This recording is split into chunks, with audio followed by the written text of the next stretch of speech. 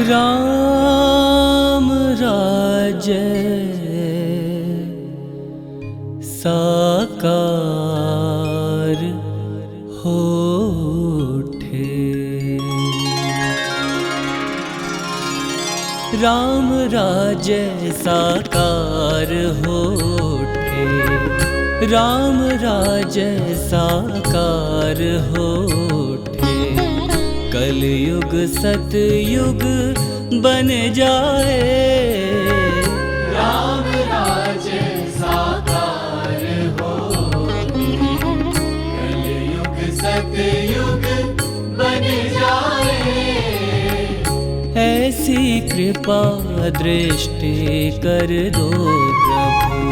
ऐसी कृपा दृष्टि कर दो प्रभु। स्वर्ग धरा पर आ जाए। राम राज्य साकार होठे। राम राज्य साकार होठे।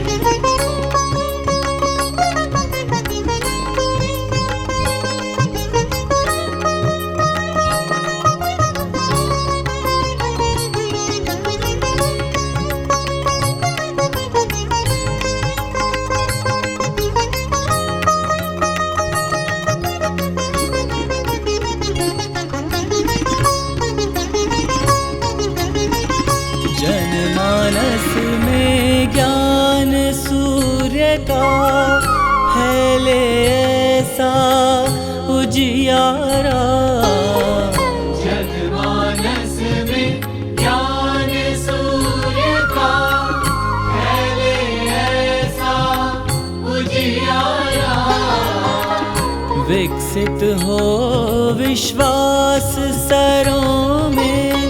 श्रद्धा सुमनों की माला। विकसित हो विश्वास सरों में। श्रद्धा सुमनों की माला। दैहिक दैविक भवतापों से। दैहिक दैविक भवतापों से सब मानव मुक्ति पाए। राम राज्य साकार होठे। राम राज्य साकार होठे।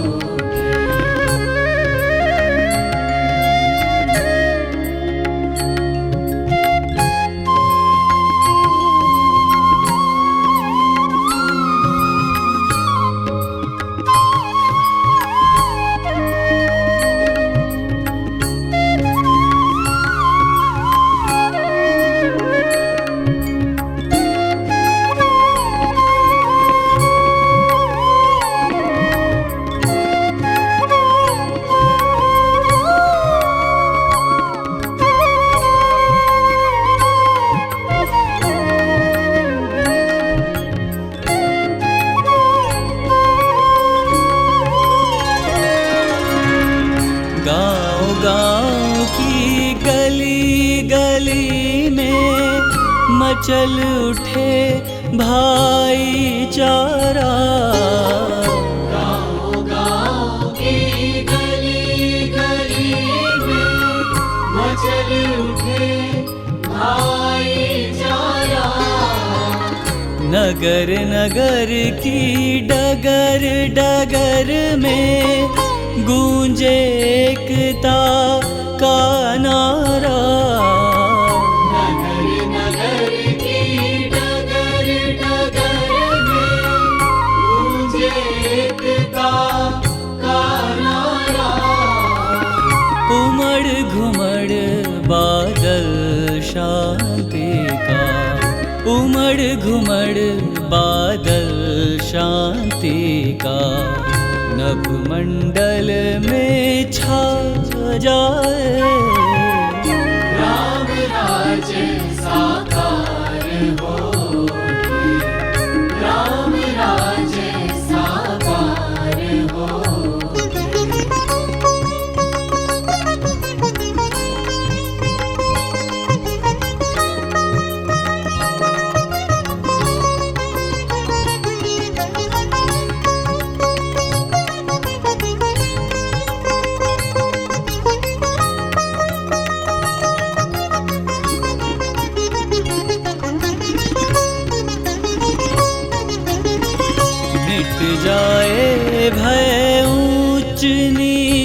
का और विषमता की खाई।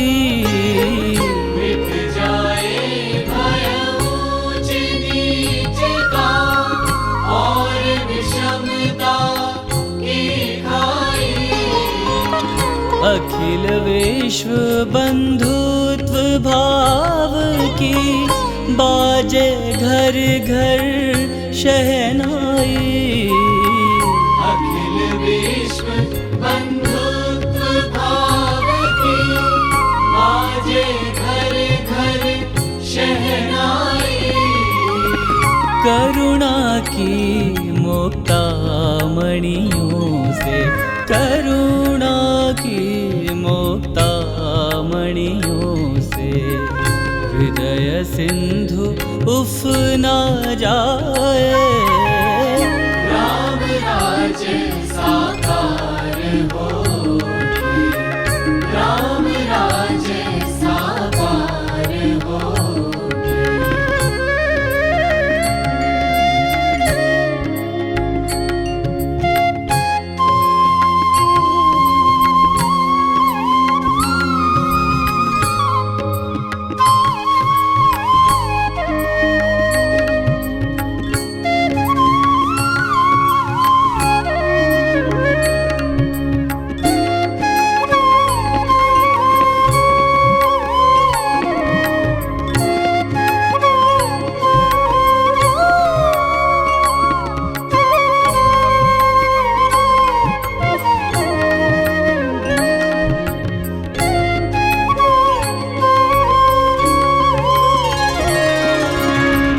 सत्संगति समीर की शीतल मंद चल उठे पुरवाई।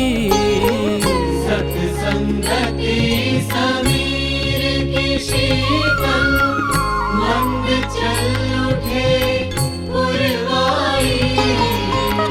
चार पदारथ मकरंद गंध से झूम उठे मन अमराई।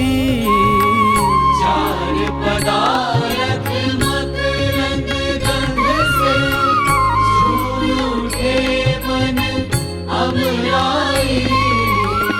श्रुति कोकिल कंठों से फूटे, श्रुति कोकिल कंठों से फूटे भजनों की स्वर धाराएं। राम राज्य साकार होके, राम राज्य साकार होके। कलयुग सतयुग बन जाए, ऐसी कृपा दृष्टि कर दो प्रभु, ऐसी कृपा दृष्टि कर दो प्रभु।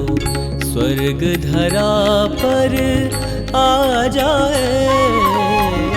राम राज्य साकार होके, राम राज्य साकार होके, राम राज्य साकार होके। राम राज्य हो, राम राज्य हो, राम राज्य साकार हो।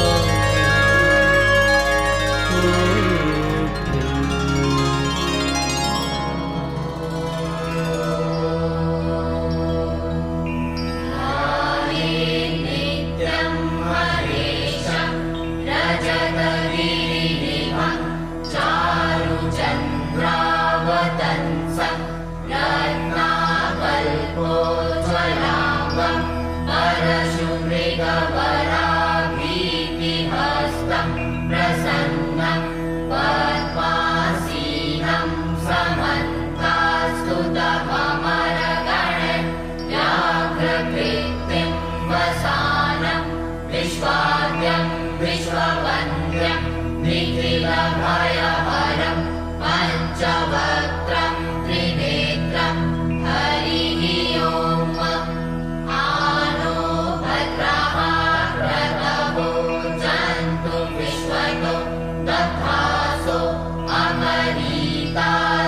उद्भिदः देवानो जथा सदमिद्विधे असन्नप्रायुवो रक्षितारो दिवे दिवे देवानां भद्रा सुमते ऋजूयतान् देवानागुत्रातिरभिनो निवर्तताम् देवानागुं सख्यमुपसे दिमावयन् देवान आयुः प्रतिदन्तु जीवसे तान् पूर्वयानि विदाहुमहे वयं भगं मित्रमदिते दक्षमस्त्रिब्रह्म अर्जमणं वरुणकं सोममश्विना सरस्वती नः सुभगामयस्करत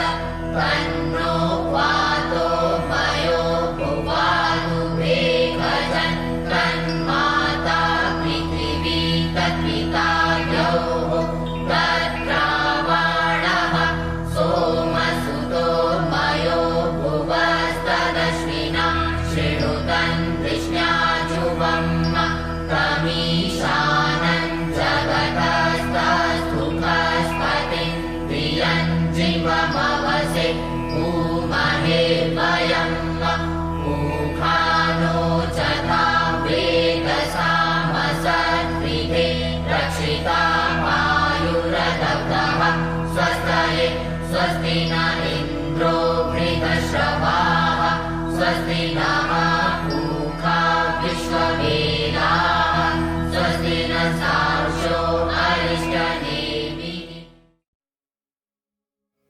अखंड मंडलाकारं व्याप्तं येन चराचरं तत्पदं दर्शितं येन तस्मै श्री गुरवे नमः। तस्मै श्री गुरवे नमः। आइए सर्वप्रथम गुरुदेव सर्वश्री आशुतोष महाराज जी के श्री चरणों में कोटिशः नमन अर्पित करते हैं, जिनकी प्रेरणा व कृपा से दिव्य ज्योति जागृति संस्थान द्वारा ये दिव्य और भव्य मीरा श्याम कथा का आयोजन किया गया है, जिसका डिजिटल प्रसारण हम सभी देख पा रहे हैं।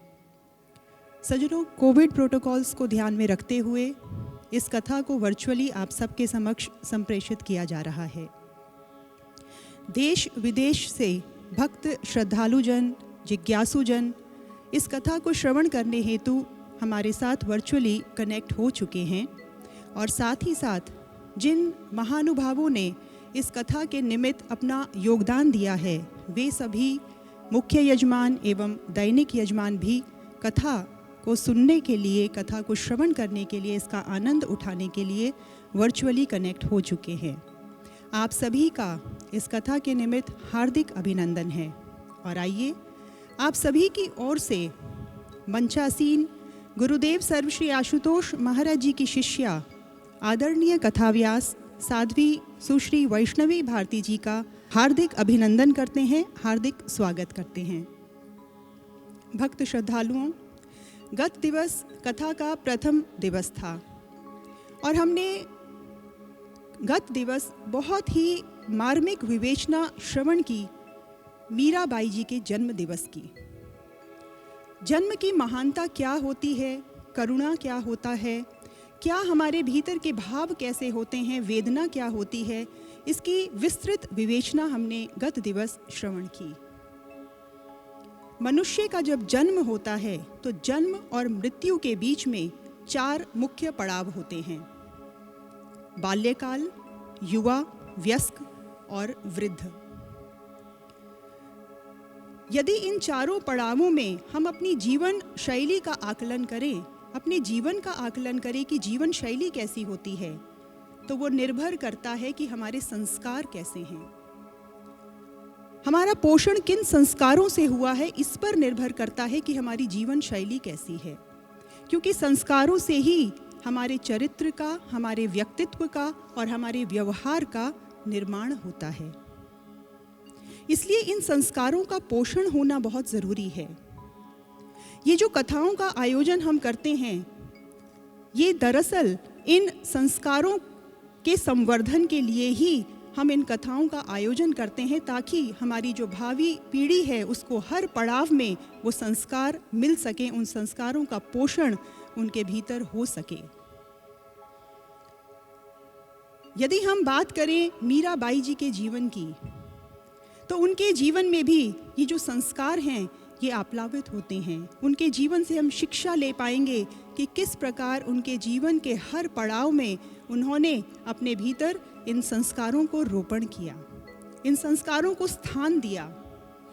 महर्षि पाणिनि जी बहुत सुंदर कहते हैं कि संस्कार वो आभूषण होते हैं जो हमारे चरित्र को और हमारे व्यक्तित्व को निखारते हैं, और जब तक ये व्यक्तित्व को हमारे निखारते रहते हैं तब तक हमारा जो जीवन है वो समृद्धशाली रहता है। सज्जनों, मनुष्य का ये जो जीवन है ये बहुत पुण्यों से प्राप्त होता है। महता पुण्य योगेन मानुषाम जन्म लभ्यते, गरुड़ पुराण में आता है। बहुत पुण्यों से ये जीवन मिला है, और इस जीवन में इन पुण्यों का स्थान बना रहे इसलिए संस्कारों का रोपण होना, संस्कारों का विकसित होना अत्यंत आवश्यक है। हमारा विज्ञान कहता है कि ये जो संस्कारों का निर्माण है ये दरअसल क्या है, ये एक न्यूरो साइंस है, एक विज्ञान है। हमारे ब्रेन सेल्स के भीतर 100 बिलियन से अधिक न्यूरो सेल्स होते हैं। जब भी हमें कोई सूचना मिलती है, कोई इन्फॉर्मेशन मिलती है, तो हमारे ब्रेन सेल्स उसको रिसीव करते हैं। यदि आप उस सूचना में अपनी रुचि दिखाते हैं तभी ये सेल्स एक्टिवेट होते हैं, रुचि नहीं दिखाते तो ये कोई कार्य नहीं कर पाते। इसको उदाहरण से समझेंगे। जैसे आपको कोई इन्फॉर्मेशन मिली, एनी सॉर्ट ऑफ इन्फॉर्मेशन, आपने उसमें अपनी रुचि दिखाई, तो धीरे धीरे क्या होगा कि वो जो सूचना है वो आपके व्यवहार में आएगी, आपके कर्म में बदलेगी। जैसे जैसे आप उस पर और अधिक कार्य करते चले जाएंगे तो आपका जो कर्म है वो आपकी आदत में परिणत होता चला जाएगा। जैसे आप उस पर और अधिक कार्य करेंगे और अधिक रुचि दिखाएंगे तो ये जो आपकी आदत है ये धीरे धीरे आपके व्यवहार में आने लग जाएगी, आपके व्यवहार में परिलक्षित होने लग जाएगी।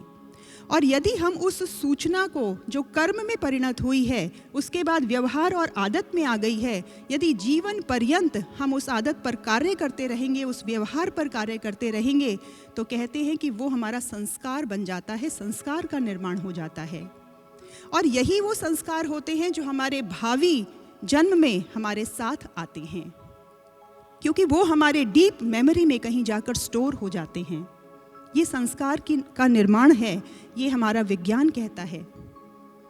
अब यदि हम एक उदाहरण से समझें इसे, आपने इस कथा के निमित्त किसी को सूचना दी, किसी को इन्फॉर्मेशन दी कि हमें कथा सुननी चाहिए, हमें सत्संग विचार सुनने चाहिए।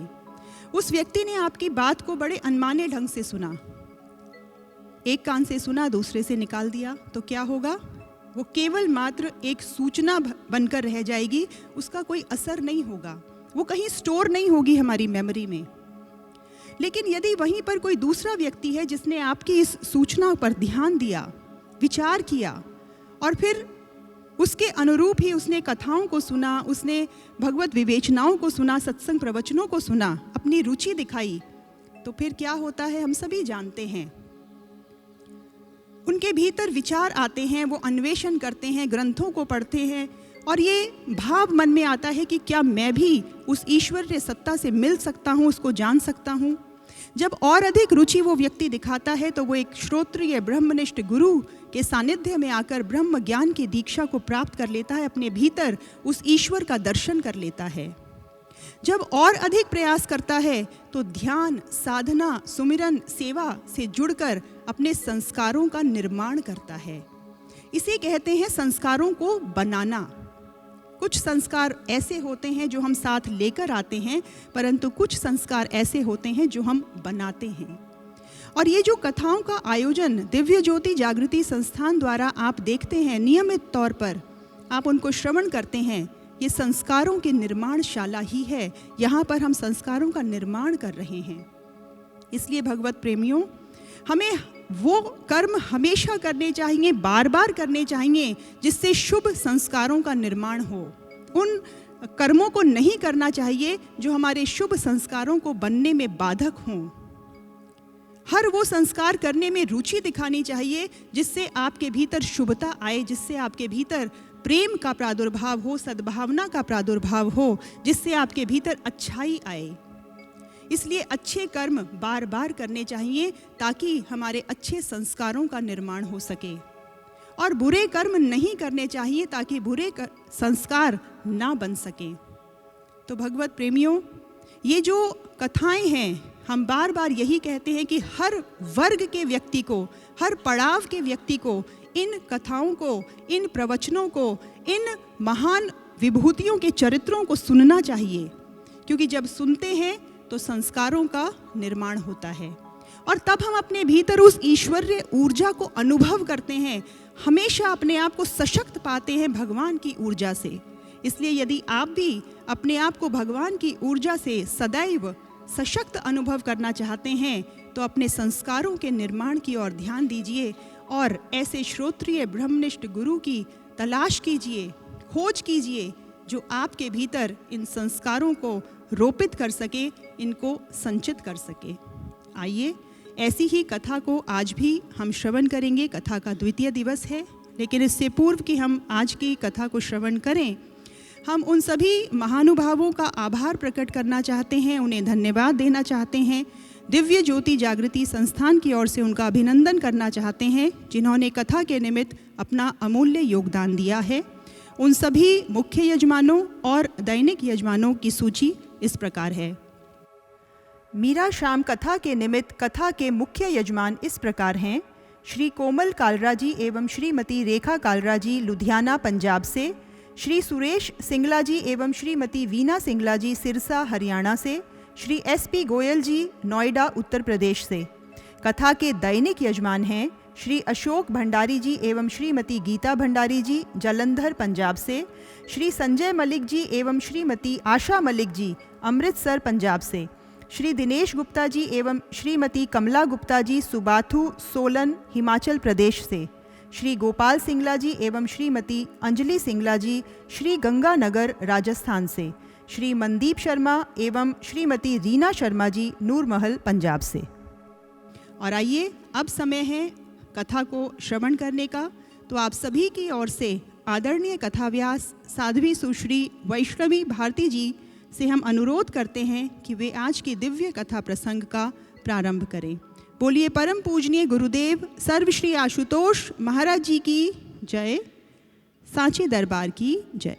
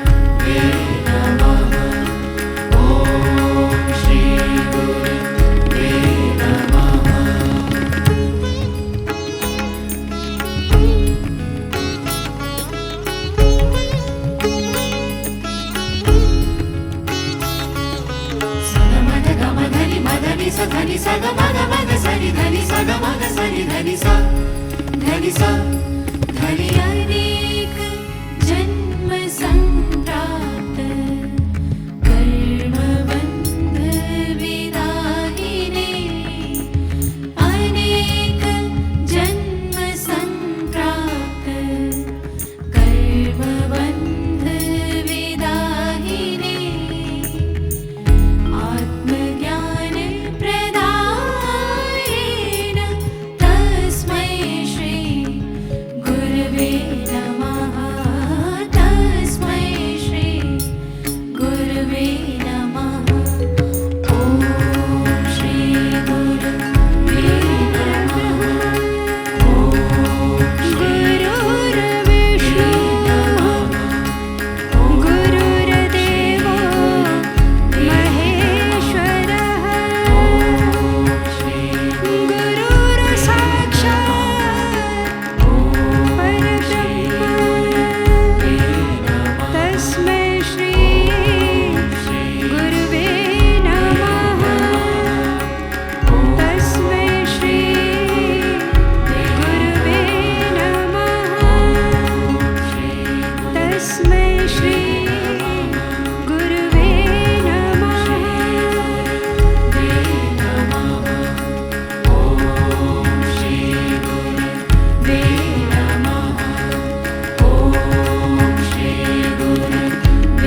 नमः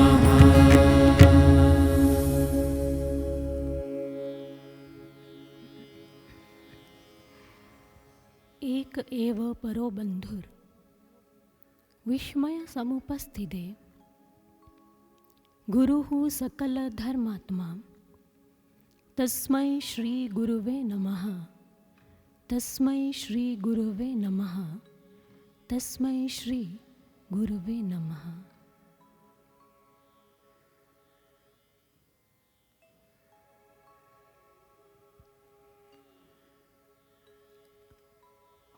आदृत्य सज्जन वृंद,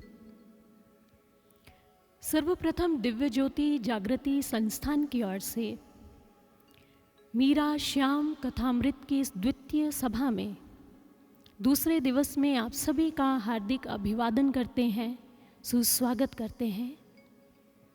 और आए आज इस द्वितीय दिवस की कथा को प्रारंभ करने से पूर्व उन दिव्य चरणों में कोटि नमन अर्पित करेंगे जिनकी कृपा, दया और प्रेरणा से यह कथा अपने गंतव्य की ओर बढ़ रही है। उसके लिए गुरुदेव सर्व श्री आशुतोष महाराज जी के दिव्य चरणों में कोटि कोटि नमन है, कोटि कोटि नमन है।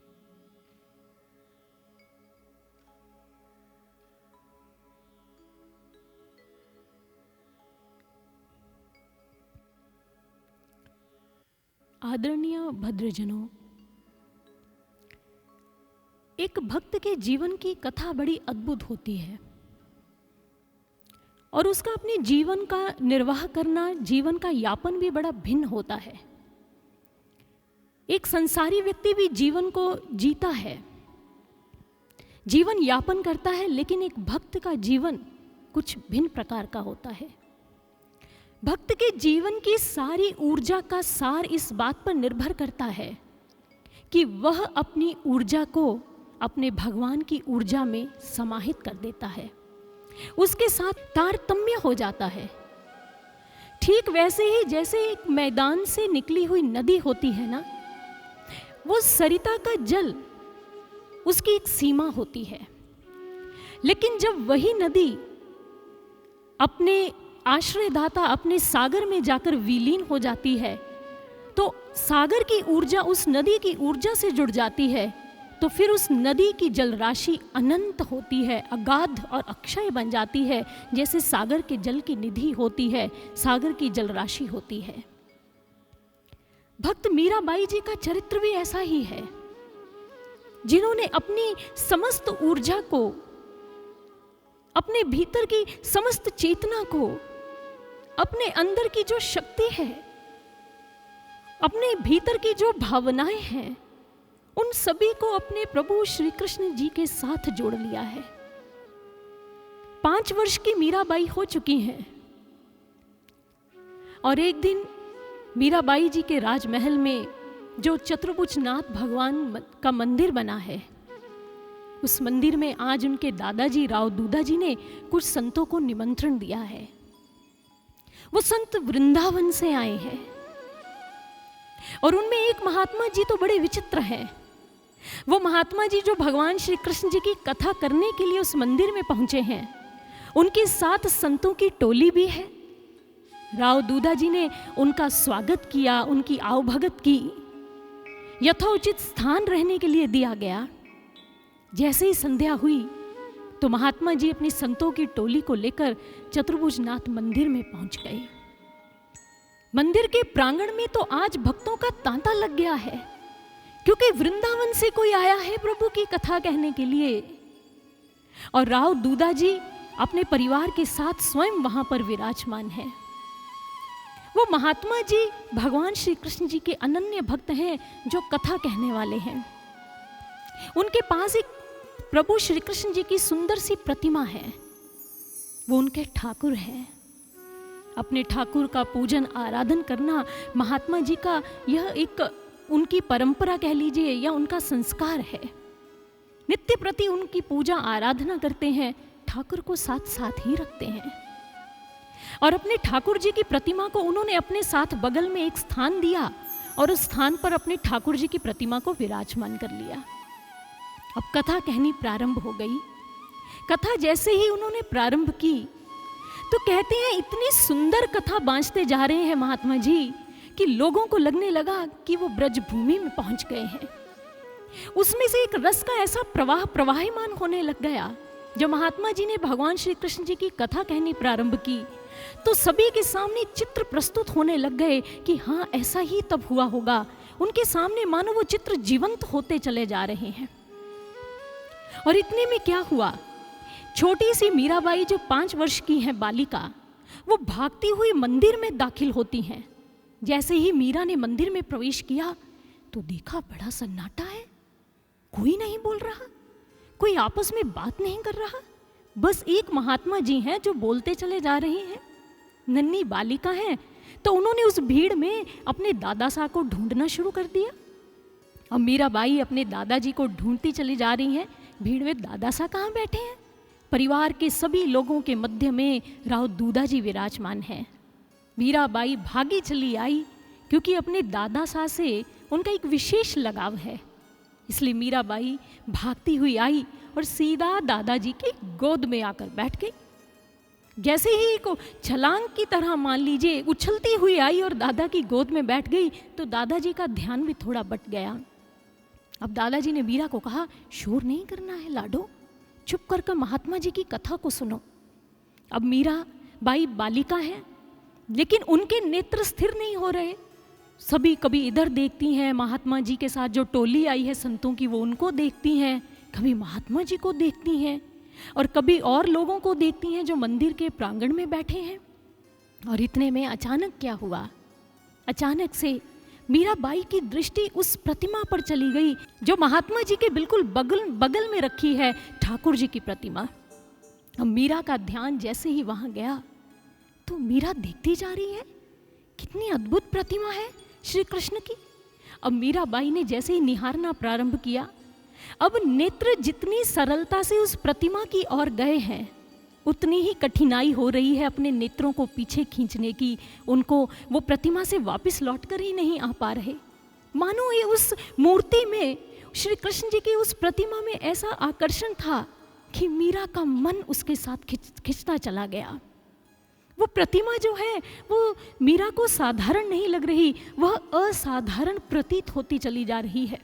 मीरा को उस मूर्ति को देखकर न जाने क्या हुआ कि उसके मन के वीणा के तार झंकृत होने लग गए। मीरा के अंदर उस मूर्ति को देखकर एक पीड़ा का एहसास होने लगा। उसके अंतःकरण में कोई टीस उत्पन्न होने लग गई और मीराबाई को यूं महसूस होने लगा कि मैं इस पीड़ा को पहले भी भोग चुकी हूं।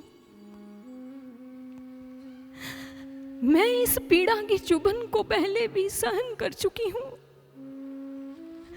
मीरा को उस प्रतिमा को निहारते हुए न जाने कितना समय व्यतीत हो गया और महात्मा जी इधर कथा करते चले जा रहे हैं।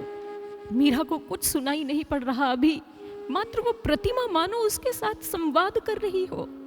वो उसे कुछ कहना चाह रही है और मीरा समझने का प्रयास कर रही है कि इस प्रतिमा में ऐसा क्या है जो मुझे खींच रहा है, ऐसा क्या है कि मेरे प्राण और आत्मा इस पर न्यौछावर होने के लिए तत्पर हो रहे हैं।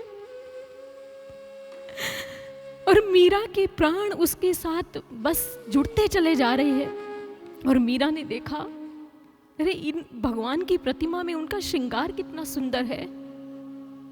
पीतांबर पहना है, छोटा सा मोर मुकुट सिर पर है, और उन कृष्ण के साथ विश्व विमोहिनी बांसुरी भी है। मीरा का मन कर रहा है उस प्रतिमा के चरणों पर अपना माथा रखकर खूब फूट फूट कर रोए। मीरा को उस प्रतिमा को देखकर यूं लगने लगा कि मीरा, ये तुम्हारे अपने हैं, ये तुम्हारे ही तो भगवान है। उसकी आत्मा पुकार कर रही है। इतने में मीराबाई जी के नेत्र मुंद गए, अपने आप वो आत्मलीन होने लग गई। और इतने में महात्मा जी के स्वर अब उनके कानों में आने लग गए। महात्मा जी की ध्वनि उनके कर्ण गोचर होने लग गई। जैसे ही वो कथा कह रहे हैं, मीरा सुन रही है और महात्मा जी भी कह रहे हैं। वो आज वेणु गीत प्रसंग बता रहे हैं और कहने लगे, जब भगवान श्री कृष्ण जी ने वृंदावन में विश्व विमोहिनी बांसुरी को अपने अधरों पर रखा, तब बड़ी मंथर गति से उनकी अंगुलियां उस बांसुरी के रंगमंच पर नृत्य करने लग गई। भगवान श्री कृष्ण जी के नेत्र कमल पुष्प की पंखुड़ियों की भांति आत्मलीन हो रहे हैं, मुंदते चले जा रहे हैं। और जैसे ही बांसुरी के इस दृश्य को प्रस्तुत किया, मीरा को ना जाने क्या हुआ, वो और प्रगाढ़ता से आत्मलीन हो गई। और तभी महात्मा जी ने बांसुरी की महिमा पर, जो भगवान श्री कृष्ण बांसुरी बजा रहे हैं वृंदावन में, उस दृश्य का प्रसारण उन्होंने एक भजन के माध्यम से कर दिया। और वो एक भजन को गुनगुनाने लग पड़े। और महात्मा जी क्या गायन कर रहे हैं, आइए हम भी श्रवण करते हैं।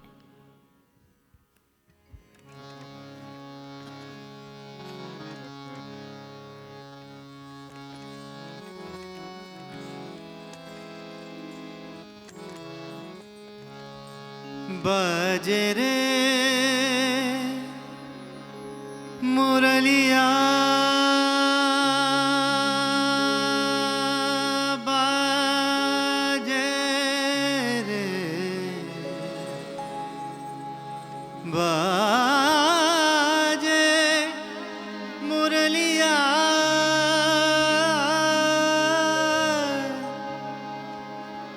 बाजे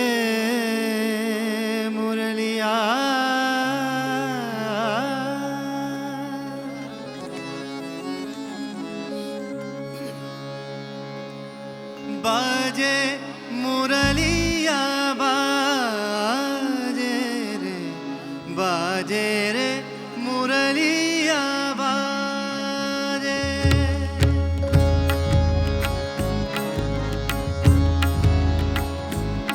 बाजे रे मुरलिया, बाजे रे, बाजे रे मुरलिया,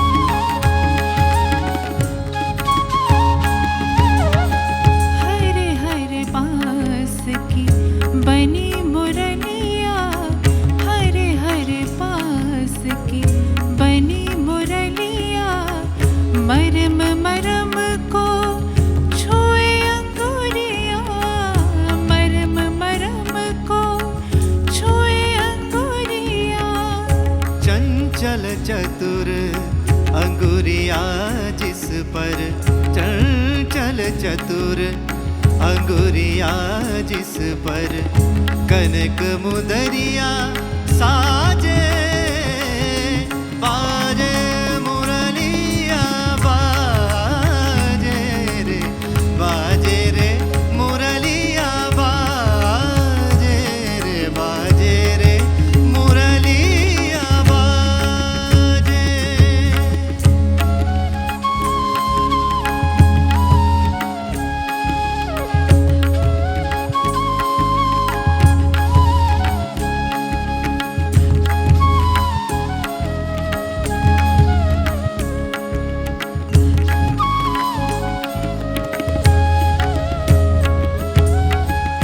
पीली मुंदरी अंगुरी शाम पीली मुंदरी अंगुरी शाम मुंदरी पर राधा का नाम मुंदरी पर राधा का नाम। आँखन देखे सुने मधुर स्वर आँखन देखे सुने मधुर स्वर राधा गोरी लाजे बाजे मुरलिया बाजे रे मुरलिया बाजे। अधर धरे मोहन मुरली पर अधर धरे मोहन मुरली पर होठ पे माया विराजे बाजे मुरलिया बाजे रे मुरलिया बाजे रे मुरलिया बाजे मुरलिया बाजे मुरलिया बाजे।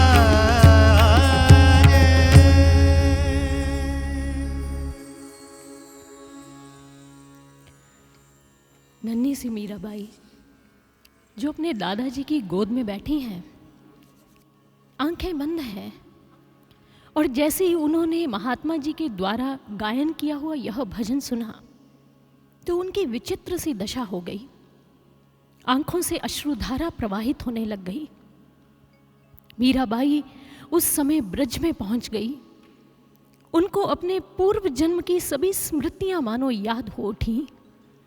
सारी स्मृतियां उनके हृदय में जीवंत हो गई।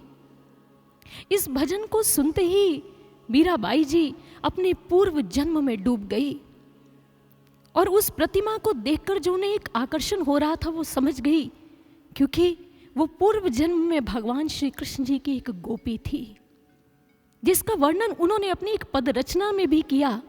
पूर्व जन्म की तेरी गोपी का विच माही पड़ गयो झोल। वो कहते हैं कि प्रभु, मैं पूर्व जन्म में आपकी गोपिका थी। रास रचियो वंशी तट पर जमुना ता दिनकीली कोल। आज मीराबाई जी को भजन के माध्यम से स्मरण आ रहा है कि हे श्री कृष्ण, मैं तो पूर्व जन्म में आपकी एक गोपी थी। आपके साथ उस द्वापर युग में भी मैं आई थी प्रभु। हे श्री कृष्ण, लेकिन ऐसा क्या हो गया मध्य में कि आपकी यह गोपिका, आपकी यह गोपी आपसे बिछुड़ गई प्रभु। ऐसा क्या हो गया प्रभु कि आपने मुझे अपने से अलग कर दिया, अपने से दूर कर दिया। हे गिरिधर गोपाल, इस प्रतिमा को देखकर जो मुझे आकर्षण हो रहा था मैं समझ रही हूं, क्योंकि मैंने आपका साकार विग्रह देखा था द्वापर युग में, जिसमें आपने पीतांबर धारण किया। आपके हाथ में ये बांसुरी रहा करती थी। आपका वो विशाल भाल और विशाल नेत्र मैं कैसे भूल सकती हूँ। आपकी वो मनमोहिनी मुस्कान जिसने मेरे चित्त का सदैव हरण किया प्रभु। आपकी वो घुंघराली अलकाएं जो हवा में भी लहराया करती थी। आपका वो साकार स्वरूप जो भक्तों के मन का अपहरण कर लिया करता था। आज मीरा को वो सारी स्मृतियां याद हो रही हैं। हे गिरिधर गोपाल, इसलिए मेरा मन आपके चरणों की ओर खींचा आ रहा था, क्योंकि अनेकों बार मैंने आपके दिव्य चरणों का संस्पर्श किया है प्रभु। इन चरणों में अपना माथा रखा है।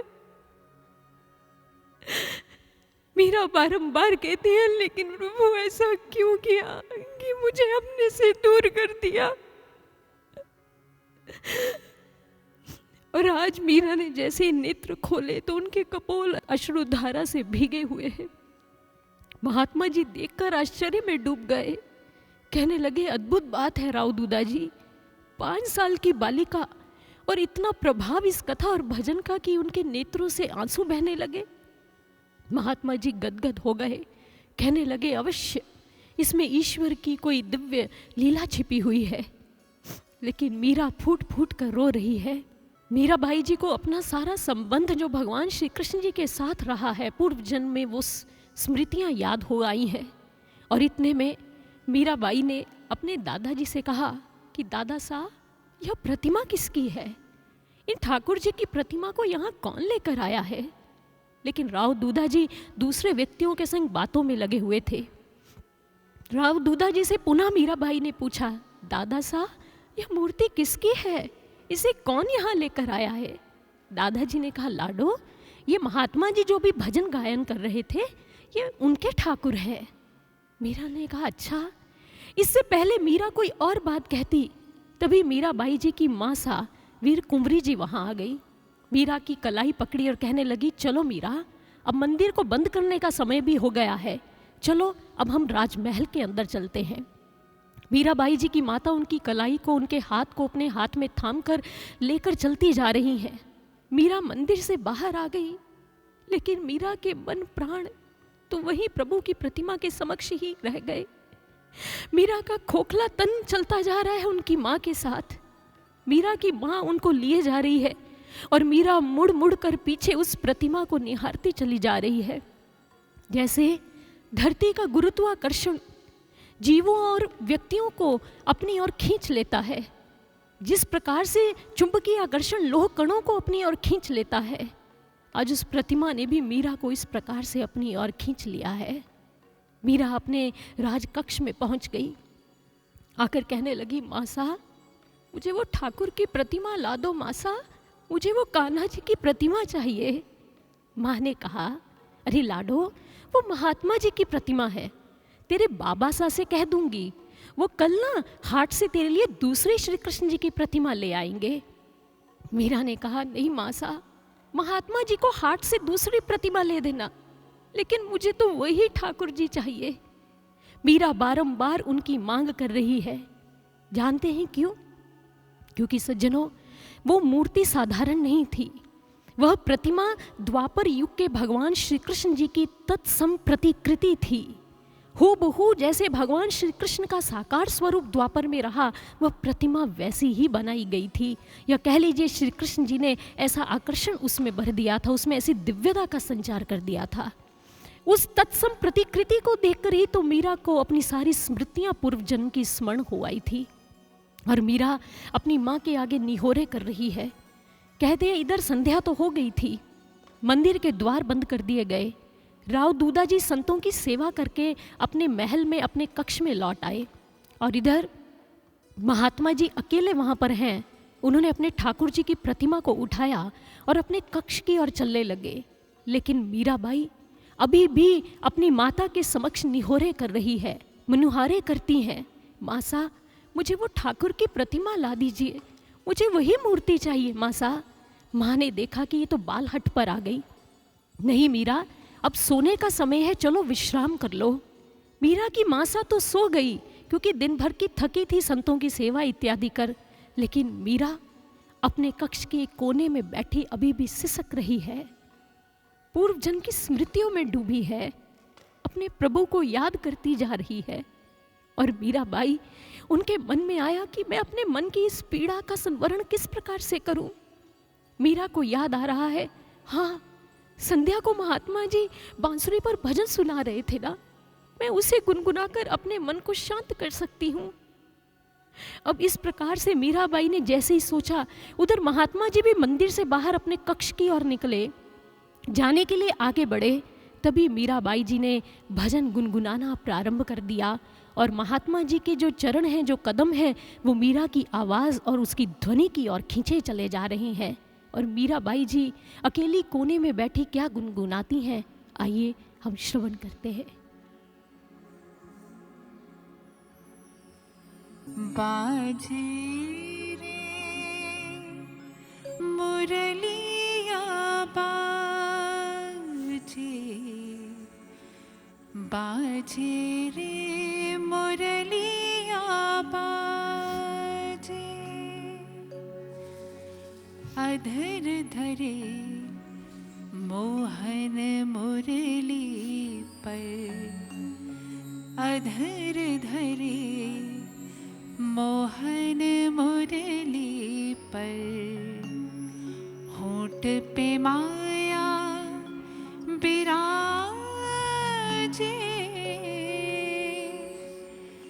बाजे मुरलिया बाजे, बाजे रे मुरलिया बाजे। नन्ही सी मीरा ने पुनः इस भजन को गाना प्रारंभ कर दिया। जैसे भजन को गुनगुना ही रही हैं, महात्मा जी इस ध्वनि को सुनते हैं और मन ही मन सोचते हैं, अरे ये तो वही भजन है जो संध्या को मैंने गायन किया। लगता है वही बालिका इसका गायन कर रही हैं जो उन राव दूधा जी की गोद में बैठी रो रही थी। मीरा ने जैसे ही गायन करना बंद किया, महात्मा जी के कदम वहीं ठहर गए। अब वो लौटकर पुनः अपने कक्ष की ओर चले गए और वहाँ जाकर अपने ठाकुर जी को एक स्थान पर प्रतिष्ठित किया और स्वयं विश्राम करने लग गए। मीरा की रात्रि तो आंखों में ही बीत गई, आंखों आंखों में रात बीती। और उसके बाद जैसे ही प्रातः हुई और इधर महात्मा जी, उन्होंने रतन सिंह जी से पूछा, मीराबाई जी के पिताजी से, कि रात्रि में एक छोटी बालिका भजन गुनगुना रही थी, क्या वो आपकी सुपुत्री मीराबाई थी? रतन सिंह जी ने कहा, जी महात्मा जी, मीरा है, वो कभी कभी भजन भी गुनगुना लेती है। महात्मा जी ने कहा, बहुत बढ़िया, उनके कंठ में तो सरस्वती का निवास लगता है, इसलिए आप उन्हें संगीत की अच्छे से शिक्षा प्रदान कीजिए। महात्मा जी ने जैसे ये दिशा निर्देश दिया तो कहते हैं मीराबाई जी की संगीत शिक्षा भी प्रारंभ हो गई और अपने दादाजी से वो संगीत सीखती हैं। जितनी भी पद रचनाओं का गायन मीराबाई जी ने किया, उन्होंने अपने दादाजी से वो संगीत बचपन में ही प्राप्त कर लिया था, क्योंकि राव दूधा जी संगीत में बड़े पारंगत थे। उन्हें संगीत की शिक्षा भी प्राप्त होने लग गई। लेकिन महात्मा जी तो अपने ठाकुर की प्रतिमा लेकर लौट गए और मीराबाई फिर उसी रटन पर हैं, मासा मुझे वो प्रतिमा ला दो ना मासा। माँ ने कहा, अब तो महात्मा जी अपने ठाकुर को लेकर चले भी गए मीरा। मीरा ने जैसे ही सुना कहने लगी, क्या कहती हो मासा, प्रतिमा चली गई, मेरे कन्हैया को ले गए महात्मा जी। माँ ने कहा, हाँ लाडो, तुम जिद क्यों कर रही हो? मीरा ने कहा, मैं हठ नहीं कर रही हूँ माँ, मुझे वही प्रतिमा चाहिए। जैसे मीरा के बाबा साहब, उनके पिताजी उस कक्ष में आए, रतन सिंह जी, तो मीरा ने उनका हाथ थाम लिया और कहने लगी, बाबा साहब आप ही मेरी बात मान लीजिए ना, मुझे वो प्रतिमा ला दीजिए। लेकिन मीरा की बात को सभी बालहट समझकर नकारते चले जा रहे हैं। लेकिन सज्जनों, सोचने की बात है ना, क्या ये बालहट है? बालहट होता है खिलौने लेने के लिए, वस्त्र लेने के लिए, मिठाई लेने के लिए, या तरह तरह की अन्य अपने बालपन की चीज़ों को एकत्रित करने के लिए। मीरा का हठ, मीरा की जिद उस श्री कृष्ण जी के लिए है। इसे हम बालहट नहीं कह सकते जो उनके परिवार वाले समझ रहे हैं। यह तो मीराबाई जी का साहस है, यह तो उनका पराक्रम है। उनके भीतर की एक वीरांगना जीवंत हो चुकी है। वो वीरांगना, वो साहस उसे पुकार पुकार कर कह रहा है कि मीरा, ये श्री कृष्ण तुम्हारे प्राण आराध्य हैं, तुम्हारे जीवनाधार हैं, इनके बिना तुम जीवित नहीं रह सकती हो मीरा, तुम्हें इनको प्राप्त करना ही होगा। और श्री कृष्ण को अर्थात भगवान को प्राप्त करने के लिए उन्होंने साहस दिखाया। ये उनका पराक्रम और साहस था। फिर उन्होंने यह साहस अपने श्री कृष्ण जी से ही तो सीखा है। भगवान श्री कृष्ण जी ने समझाया है उनको कि जिन अंगुलियों से वो बांसुरी को उठा लेते हैं, उस अंगुली पर वो सुदर्शन चक्र को भी धारण कर लेते हैं। मीराबाई ने उन्हीं से तो ये सीख प्राप्त की है। जब मथुरा का राज्य भगवान श्री कृष्ण जी ने जीत लिया कंस से, उसका उद्धार किया और उसके बाद उन्होंने राजा उग्रसेन को वो राज्य दे दिया। जब उन्होंने नरकासुर का उद्धार किया और उसके बाद वो राज्य उनका हो गया, उस पर आधिपत्य करने की बजाय उन्होंने उसके पुत्र भगदत्त को वह राज्य सौंप दिया। आप क्या कहेंगे इसको? यह भगवान श्री कृष्ण जी का शौर्य है, उनका साहस है कि वो किसी इस संपत्ति पर आधिपत्य अतिक्रमण नहीं करना चाहते, अपितु उसे सुचारू ढंग से न्याय और धर्म के साथ उसका संचालन हो सके, इसलिए वो समझाते हुए आगे उस राज्य को सौंप दिया गया। ये शौर्य होता है, ये साहस होता है। आपको हम बताना चाहेंगे, प्रत्येक वर्ष 23 जनवरी को हमारे देश के अंदर पराक्रम दिवस मनाया जाता है। यह पराक्रम दिवस क्यों मनाया जाता है? सुभाष चंद्र बोस जी की जयंती के उपलक्ष्य में। सुभाष चंद्र बोस जिनका जन्म 23 जनवरी 1897 में हुआ हमारे भारत देश में। सुभाष चंद्र बोस जी का बचपन कैसा था? बड़ा ही अद्भुत था, अनूठा था। कहते हैं उनके घर में बहुत बड़ा एक गुलाब के फूलों का बगीचा था और एक सुबह माली वहाँ पर पानी दे रहा था, फूलों की देखभाल कर रहा था। नन्हे से सुभाष जो बालक हैं वो भागकर माली काका के पास गए, कहने लगे, माली काका मैं भी इन गुलाब को पानी दूंगा। माली काका ने कहा, ठीक है आप भी दीजिए। अब जैसे ही सुभाष पानी देने लगे तो कहते हैं फूलों को स्पर्श करते हुए उनके हाथ में कांटा चुभ गया और रक्त बहने लगा। तब उस समय सुभाष चंद्र बोस जी माली काका के पास आए, कहने लगे, माली काका देखिए ना किस प्रकार से रक्त निकल आया, मुझे कांटा चुभ गया है। माली काका ने कहा, सुभाष तुम जानते हो यह हमारा भारत देश गुलाब के सदृश है, गुलाब के फूल की तरह है, और अंग्रेज जो ब्रिटिश आए हैं हमारे देश में ये कांटों की तरह है बेटा, इन कांटों को निकालने के लिए रक्त तो बहाना ही पड़ेगा। सुभाष चंद्र बोस जी के मन में वो संस्कार बैठ गया। उनके अंदर साहस तो पहले से ही था, कहते हैं बाल्यकाल से उनके अंदर देश के लिए भावनाएं भी आने लग गई। और सुभाष चंद्र बोस जी ने आगे यही कहा, तुम मुझे खून दो मैं तुम्हें आज़ादी दूंगा। सुभाष चंद्र बोस जी इतने साहसी थे, बहुत उनके अंदर हृदय में देश के लिए भावना भी थी, वो अपने देश को सर्वोपरि स्थान पर रखते थे। एक बार स्वामी विवेकानंद जी ने ब्रह्मानंद जी को एक पत्र लिखा था। उस पत्र में उन्होंने बड़ी मार्मिक बात कही। उन्होंने लिखा कि कर्तव्य के मार्ग पर अपने लक्ष्य की पूर्ति के लिए वही आगे बढ़ते हैं जिनमें पराक्रम और साहस होता है, लेकिन याद रखिएगा साहस और पराक्रम के साथ साथ हृदय के अंदर प्रेम भावनाओं की सघनता होना भी बड़ा अनिवार्य है। विवेकानंद जी ने लिखा कि कर्तव्य की राह पर वही लोग मर मिटते हैं जो साहसी होते हैं और जिनके हृदय में भावनाएं भी होती हैं। इन दोनों के समन्वय से ही कर्तव्य को निष्ठा से पूर्ण किया जा सकता है, अब कर्म का समुचित निर्वहन किया जा सकता है। इनमें से एक का अभाव भी हो गया तो आपके कर्म में त्रुटि रह जाएगी, उसका समुचित निर्वहन नहीं हो पाएगा, उसमें समग्रता नहीं रह पाएगी। जो स्वामी विवेकानंद जी कह रहे हैं वही बात हमें भक्त हनुमान जी के जीवन में देखने को मिलती है। उनके अंदर साहस भी है और उनके अंदर प्रेम भक्ति भावनाएं भी हैं। वो जिस काम का इनिशिएटिव लेते हैं उसका फिनिशिएटिव करके ही छोड़ते हैं, क्योंकि हनुमान जी को संकट मोचन कहा गया है। उनको प्रत्येक संकट की घड़ी में ही याद किया जाता है। उनको जब भी किसी के जीवन में संकट आया उनको याद किया गया। आप सोच कर देखिए, जब कहीं संकट की घड़ी आती है, आपदा आती है, तो सबसे अधिक जिम्मेदार व्यक्ति को ही याद किया जाता है, क्योंकि पता है इसने इनिशिएटिव लिया है तो इसे फिनिश करके भी दिखाएगा, इसे फिनिशिएटिव की ओर भी लेकर जाएगा। और हनुमान जी के जीवन में ऐसा ही रहा। जब संजीवनी बूटी लेकर आनी थी तो उनको उस बूटी की पहचान नहीं थी, पूरा पर्वत उठा लाया और कहा भी ढूंढ लीजिए अब इसमें से आपकी संजीवनी बूटी कौन सी है। साहस भी है लेकिन भावना के साथ उस दोनों समन्वय से अपने कार्य को पूर्ण करते आ रहे हैं। सुभाष चंद्र बोस जी के जीवन में भी यही दृष्टिगोचर होता है। कहते हैं वो विवेकानंद जी के विचारों से बड़े प्रभावित रहते थे और उन्होंने बचपन में ही मन बना लिया था कि मैं इन्हीं के मार्ग की ओर चलूंगा, जो इन्होंने दिशा निर्देश दिए मैं वैसा ही अपने जीवन में करूंगा। लेकिन वो बड़े मेहनती और डिटरमिन्ड भी थे, इतने डिटरमिन्ड थे कि ICS की तैयारी 6 से 7 महीने में कर ली उन्होंने, लेकिन उसकी तैयारी में बहुत समय लगता है, लेकिन उनके पुरुषार्थ के कारण उन्होंने जल्दी से उसे तैयार कर लिया और सिविल सर्विस में उनको जॉब मिल गई। जब उनको ब्रिटिश अंग्रेज़ों के तहत वो नौकरी मिली तो एक दिन उनके मन में बात आई, इतना पढ़ लिखने के बाद, डिग्री लेने के बाद, सिविल सर्विस में टॉप करने के बाद भी मुझे अंग्रेज़ों की ही गुलामी करनी पड़ रही है? नहीं, इस डिग्री का प्रयोग मैं अपने देश के गरीबों की गरीबी हटाने में करूंगा, मैं दबे कुचले लोगों को ऊपर उठाने में इसका प्रयोग करूंगा, मैं अपने देश से अंग्रेज़ों को भगाने में इसका प्रयोग करूंगा, इसलिए मैं इनकी नौकरी को नहीं अपनाऊंगा। उन्होंने सिविल सर्विस की उस नौकरी को ठुकरा दिया।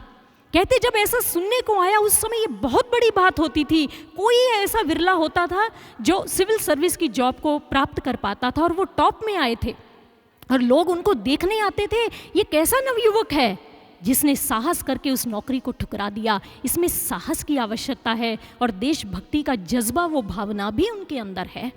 1946 के अंदर कहते हैं कि इंडियन नेवी शिप्स में सुभाष चंद्र बोस जी की तस्वीर लगा दी गई थी और नेवी के जो सोल्जर्स थे उन्होंने रिवोल्ट कर दिया। उन्होंने कहा हम ब्रिटिश की हुकूमत को नहीं मानेंगे, हम इंडियन नेशनल आर्मी को ज्वाइन करेंगे, हम भारत से अंग्रेज़ों को खदेड़ देंगे, हम आपका कार्य बिल्कुल नहीं करेंगे। सुभाष चंद्र बोस जी की तस्वीर लगाने से उनके अंदर ऐसा साहस, पराक्रम और देशभक्ति की भावनाएं आने लग गई थी। 1943 की बात है, आज़ाद हिंद फौज जब बनी। चलिए उससे पहले एक छोटी सी बात और बता देते हैं। जब सुभाष चंद्र बोस को लगभग 11 बार अंग्रेज़ों ने पकड़कर जेल में डाल दिया था, तो एक बार वो निकल गए उनकी पकड़ से और देश से बाहर चले गए। उन्होंने सोचा अब ऐसे बात नहीं बनेगी, इन अंग्रेज़ों को सबक सिखाना ही पड़ेगा, उसके लिए एक आर्मी बनानी पड़ेगी। जब आज़ाद हिंद फौज का वो गठन कर रहे थे, कहते वो उन दिनों हिटलर से मिले। हिटलर से मिलकर कहा जो तुम लंदन से हमारे भारतीय सैनिकों को पकड़ के लाते हो, यहाँ जेलों में खचाखच भर दिया है, उनको मौत के घाट उतारते हो, तुम्हें इससे क्या मिलता है? उन्होंने उसे अपनी बातों से कन्विंस कर लिया हिटलर को। हिटलर कभी किसी से कन्विंस नहीं होता था, उसे कर लिया कन्विंस और कहा ये सैनिक मुझे दो, मैं इनकी आवश्यकता की पूर्ति कर दूंगा। और हिटलर ने वो सैनिक उनको सौंप दिए जो लंदन से वो कैदी बनाकर लेकर आया था। और उस समय सभा लगी। वो सैनिक जो थे वो लंदन से वेतन पाते थे, अंग्रेजों के साथ लड़ते थे, भारत के लिए नहीं लड़ते थे। तो उन सैनिकों की एक सभा बुलाई गई और उस समय सुभाष चंद्र बोस जी ने उनको संबोधित किया साहस और भावना के साथ, और उन्होंने कहा वह खून कहो किस मतलब का जिसमें उबाल का नाम नहीं, वह खून कहो किस मतलब का जो आ सके देश के काम नहीं, वह खून कहो किस मतलब का जिसमें जीवन न रवानी है, जो परवश होकर बहता है वह खून नहीं वह पानी है। उस दिन लोगों ने सही सही खून की कीमत पहचानी थी, जिस दिन सुभाष ने बर्मा में मांगी उनसे कुर्बानी थी। वह बोले स्वतंत्रता की खातिर बलिदान तुम्हें करना होगा, तुम बहुत जी चुके हो लेकिन आगे अब मरना होगा। आज़ादी के चरणों में जो जयमाल चढ़ाई जाएगी, सुनो तुम्हारे शीशों के फूलों से गूंथी जाएगी। आज़ादी का संग्राम नहीं, आज़ादी का संग्राम नहीं पैसे पर खेला जाता है, यह शीश कटाने का सौदा नंगे सिर झेला जाता है। आज़ादी का इतिहास कहीं काली स्याही लिख पाती है? इसके लिखने के लिए तो खून की धार बहाई जाती है। यूं कहते कहते नेता की आंखों में खून उतर आया, मुख रक्त वर्ण हो गया, दमक उठी उनकी रक्तिम काया। आजान बाहों ऊंची कर वह बोले रक्त मुझे देना, इसके बदले में भारत की आज़ादी तुम मुझसे लेना। सारी सभा हुंकार उठी, हम आते हैं हम आते हैं। उस समय सुभाष चंद्र बोस जी ने जब एक एक सैनिक को ललकारा, उनके अंदर की भारतीयता को ललकारा, उनके अंदर वो जज्बा भर दिया, तो सारी सभा हुंकार उठी। सुभाष चंद्र बोस जी के समक्ष नतमस्तक हो गए सारे।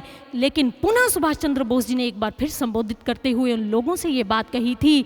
उन्होंने कहा, बोले सुभाष यूं बातों से मतलब नहीं सरता है यह कागज है कौन यहाँ आकर हस्ताक्षर करता है, इसको भरने वाले जन को सर्वस्व समर्पण करना है, अपना तन मन धन जन जीवन माता को अर्पण करना है। पर यह साधारण पत्र नहीं, आज़ादी का परवाना है, इस पर तुमको अपने तन का कुछ उज्जवल रक्त गिराना है। वो आगे आए जिसके तन में खून भारतीय बहता हो, वो आगे आए जो अपने को हिंदुस्तानी कहता हो, वो आगे आए जो इस पर खूनी हस्ताक्षर करता हो। लो कफन बढ़ाता हूँ आए जो हंसकर इसको लेता हो। सारी जनता हुंकार उठी, हम आते हैं हम आते हैं। ये लो माता के चरणों में हम अपना रक्त चढ़ाते हैं। साहस से भरे युवक उस दिन आगे बढ़ते आते थे, चाकू छुरी कटारियों से वो अपना रक्त गिराते थे, फिर उसी रक्त की स्याही में वो अपनी कलम डुबोते थे और आज़ादी के परवाने पर हस्ताक्षर करते जाते थे। उस दिन तारों ने देखा था हिंदुस्तानी विश्वास नया, उस दिन लोगों ने देखा था महारणवीरों का इतिहास नया, महारणवीरों का इतिहास नया। उस दिन सुभाष चंद्र बोस जी ने आज़ाद हिंद फौज का गठन कर लिया और 30 दिसंबर 1943 की बात जो हम कर रहे थे, वो समय आया जब अंडमान निकोबार पर आज़ाद हिंद फौज ने अटैक किया। वहाँ पर जो ब्रिटिश का झंडा था उसे उतार कर अपना तिरंगा झंडा फहरा दिया और सुभाष चंद्र बोस जी ने उसका नाम बदलकर शहीद और स्वराज्य रख दिया। और सबसे बड़ी मार्मिक बात जो आपकी भी दिल को छू जाएगी, 1956 की बात जब भारत आज़ाद हो गया, 1956 में ब्रिटेन के प्रधानमंत्री एटली जी भारत में आए और कहते वो कलकत्ता में आए और जस्टिस पीवी चक्रवर्ती उनसे मिले। जब वो मिले और उस समय दोनों में एक संवाद हुआ, वार्ता हुई, जिसका जिक्र Bose and Indian samurai book के अंदर आता है। इसकी चर्चा इस पुस्तक में लिखी गई है। और उस समय पीवी चक्रवर्ती जी ने ये बात पूछी एटली से, आप बताइए, आप तो बाहर के हैं, आपने तो सारा हमारे देश की क्रांति और सब चीज़ें देखी हैं, हमारा इतिहास आप जानते हैं, आप ये बताइए 1942 में भारत छोड़ो आंदोलन अंग्रेज़ों के विरुद्ध शुरू हो गया था। उन्होंने कहा बिल्कुल, लेकिन 1944 तक आते आते उस आंदोलन को कुचल दिया गया, बिना किसी परिणाम के वह आंदोलन ठप हो गया, बंद हो गया। फिर ऐसा क्या आया 1947 में कि अंग्रेज़ों ने भारत छोड़ दिया? अंग्रेज़ भारत छोड़ने के लिए इतने विवश हो गए, वो आंदोलन भी उन्होंने बंद कर दिया, कुचल दिया था। फिर क्या हुआ? तब उस समय एटली ने, जो ब्रिटेन के प्रधानमंत्री हैं, बड़ी मार्मिक बात कही। उन्होंने कहा एक ही कारण था, सुभाष चंद्र बोस और उनकी आज़ाद हिंद फौज, जिन्होंने अंग्रेज़ों की नाक में दम कर रखा था। इस कारण से अंग्रेज़ों को यहाँ से पलायन करना पड़ा था।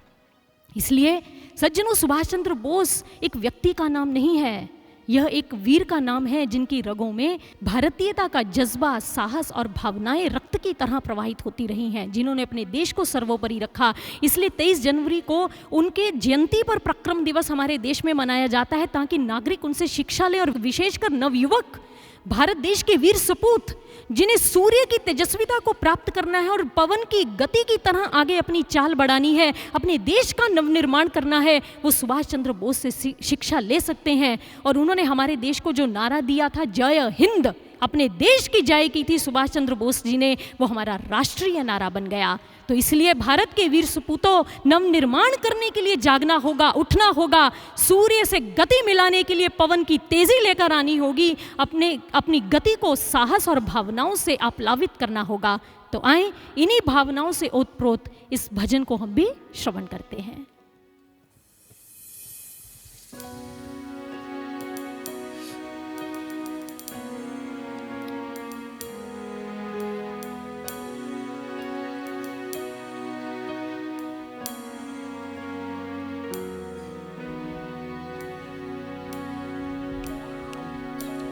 सूर्य बनकर चमका सदा तू, उदयाचल के भाल पर है पवन का वेग तू, संदेह ना तेरी चाल पर।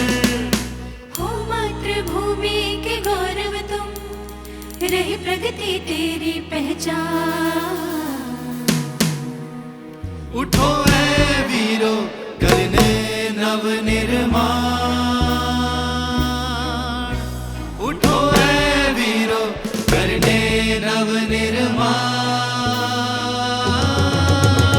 उठो ऐ वीरो, करने नव निर्माण, उठो ऐ वीरो, करने नव निर्माण।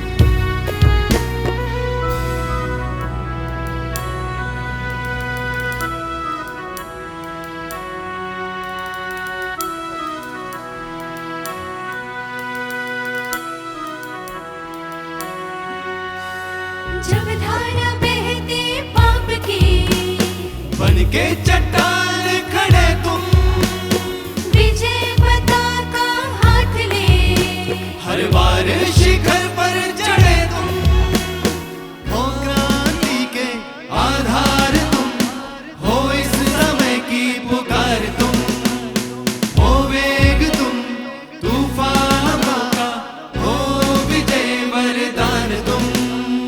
शक्ति शौर्य का तेज तुम, हो भविष्य के तुम ही प्राण। उठो ऐ वीरो करने नव निर्माण। उठो ऐ वीरो करने नव निर्माण। उठो ऐ वीरो करने नव निर्माण।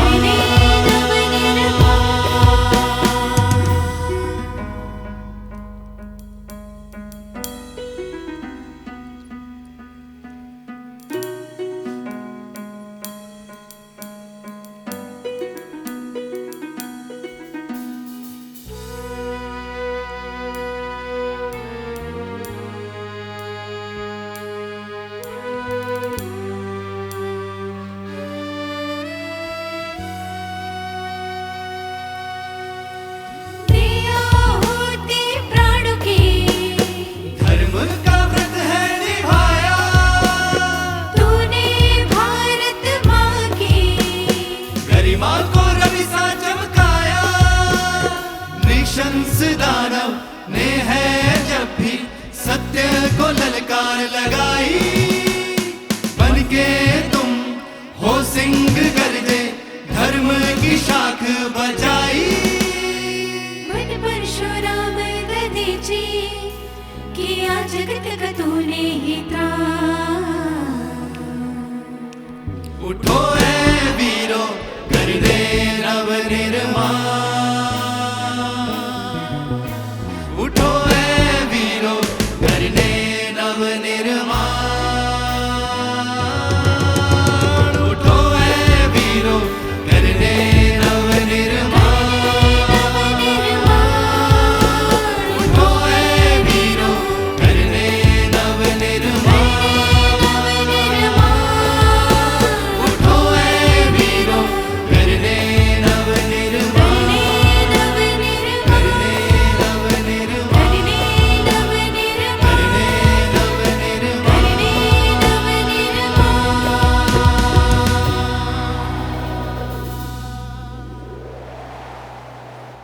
इसलिए यह भारत देश वीर सपूतों का देश है, जहाँ साहस और भावनाओं से देशभक्ति की जाती रही, अपनी धरती माँ की सेवा की जाती रही है। इसलिए आज मीराबाई जी भी साहस और भावनाओं की प्रतिमूर्ति बन चुकी हैं। वो साहस कर रही हैं, उनका पराक्रम है कि मुझे भगवान श्री कृष्ण जी की प्रतिमा ही चाहिए। लेकिन बालहट समझकर सभी इस बात को नकारते चले जा रहे हैं। कि मीराबाई जी की वो पीड़ा, वो टीस भगवान श्री कृष्ण जी तक पहुंच गई। कहते हैं ना, भक्त भगवान को पाना चाहे और भगवान को ये पता ना चले, ऐसे हो ही नहीं सकता है। भगवान श्री कृष्ण जी की उस रात्रि में जब मीरा रोती जा रही हैं, तो प्रभु श्री कृष्ण जी मन ही मन सोचते हैं, बहुत सारे लोग भक्त मेरे पास आते हैं, किसी को संतान चाहिए, किसी को धन ऐश्वर्य चाहिए, किसी को मान सम्मान चाहिए, लेकिन ये विरला भक्त होता है, युगों बाद आता है, जिसे मात्र मैं चाहिए, जिसे मात्र प्रभु का प्रेम चाहिए, वो मुझसे मुझे मांगने के लिए आ जाता है। तब भगवान श्री कृष्ण जी ने एक लीला की। महात्मा जी जब रात्रि में अपनी कुटिया में सोए हुए थे, उन्हीं के पास अपनी ठाकुर जी की प्रतिमा भी रखी हुई है। और रात्रि के समय क्या हुआ, भगवान श्री कृष्ण जी उनके स्वप्न में आते हैं। वो महात्मा जी जो सोए हैं, वो देखते हैं कि पहले एक गहन अंधेरा है और उस अंधेरे में से एक प्रकाश प्रकट होता है, और उस प्रकाश पुंज में उन्हें अपने ठाकुर जी की प्रतिमा दिखाई देती है, जिसकी वो नित्य प्रति आराधना करते हैं, उपासना करते हैं। अब जैसे ही वो प्रतिमा दिखाई दी और उसके बाद एकदम से प्रचंड प्रकाश होता है, और उस प्रचंड प्रकाश में साक्षात भगवान श्री कृष्ण उनके स्वप्न में प्रकट हो जाते हैं। जैसे ही प्रभु श्री कृष्ण वहां प्रकट हुए तो महात्मा जी आश्चर्य में डूब जाते हैं, उनके चरणों की ओर भागते हैं। मेरे प्रभु, मेरे ठाकुर, मेरे प्रभु का दर्शन मुझे आज हुआ है। लेकिन भगवान श्री कृष्ण थोड़े क्रोधित हैं, कहने लगे, भक्त तुम तो कथा बांचने का काम करते हो ना। महात्मा जी ने कहा, जी प्रभु। कहने लगे, अभी भी गुड्डे गुड्डियों से खेलते हो, ये प्रतिमा तुम्हारे लिए नहीं है। महात्मा जी ने कहा, क्या कह रहे हैं प्रभु? प्रभु ने कहा, हाँ, यह प्रतिमा तुम्हारे लिए नहीं, तुम इसके योग्य नहीं, वो नन्ही बालिका मीरा इसके योग्य है। उसके अंदर वो प्रेम, वैराग्य, वो बलिदान की भावना है जिसके कारण वो इस मूर्ति को रखने के योग्य बन चुकी है। अरे तुम्हारे लिए तो ये गुड्डे गुड्डियों का खेल हो गया। तुम कथा बांचते हो, लोगों को कहते हो ईश्वर से जुड़ो। शास्त्र क्या कहते हैं? शास्त्र यही तो कहते हैं कि ईश्वर यानी कि मैं प्रत्येक व्यक्ति के अंतःकरण में निवास करता हूँ। महात्मा जी ने कहा, जी प्रभु, सभी शास्त्र यही बात का अनुमोदन करते हैं, इसी बात की पुष्टि करते हैं। प्रभु श्री कृष्ण जी ने कहा, तो तुम कैसे भूल गए इस बात को?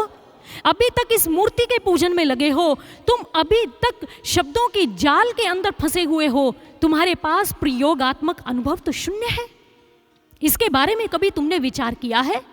महात्मा जी ने नकारात्मक मुद्रा में सिर हिला दिया, नहीं प्रभु, मैंने इस पर कभी विचार तो नहीं किया। तब भगवान श्री कृष्ण उनको समझाते चले जा रहे हैं, इस शास्त्रों के शब्द जाल से बाहर निकलो। शास्त्रविद नहीं बनना, तुम्हें आत्मविद बनना होगा, ब्रह्मविद बनना होगा। ब्रह्म ज्ञान को प्राप्त करो, भीतर तुम्हारे हूँ, मेरा उस दर्शन को तुम्हें भीतर ही प्राप्त करना होगा। जैसे ही भगवान श्री कृष्ण जी ने समझाया, महात्मा जी अब इस बात को बड़े अच्छे प्रकार से समझते चले जा रहे हैं। लेकिन सज्जनों, हम भी समझने का प्रयास करें।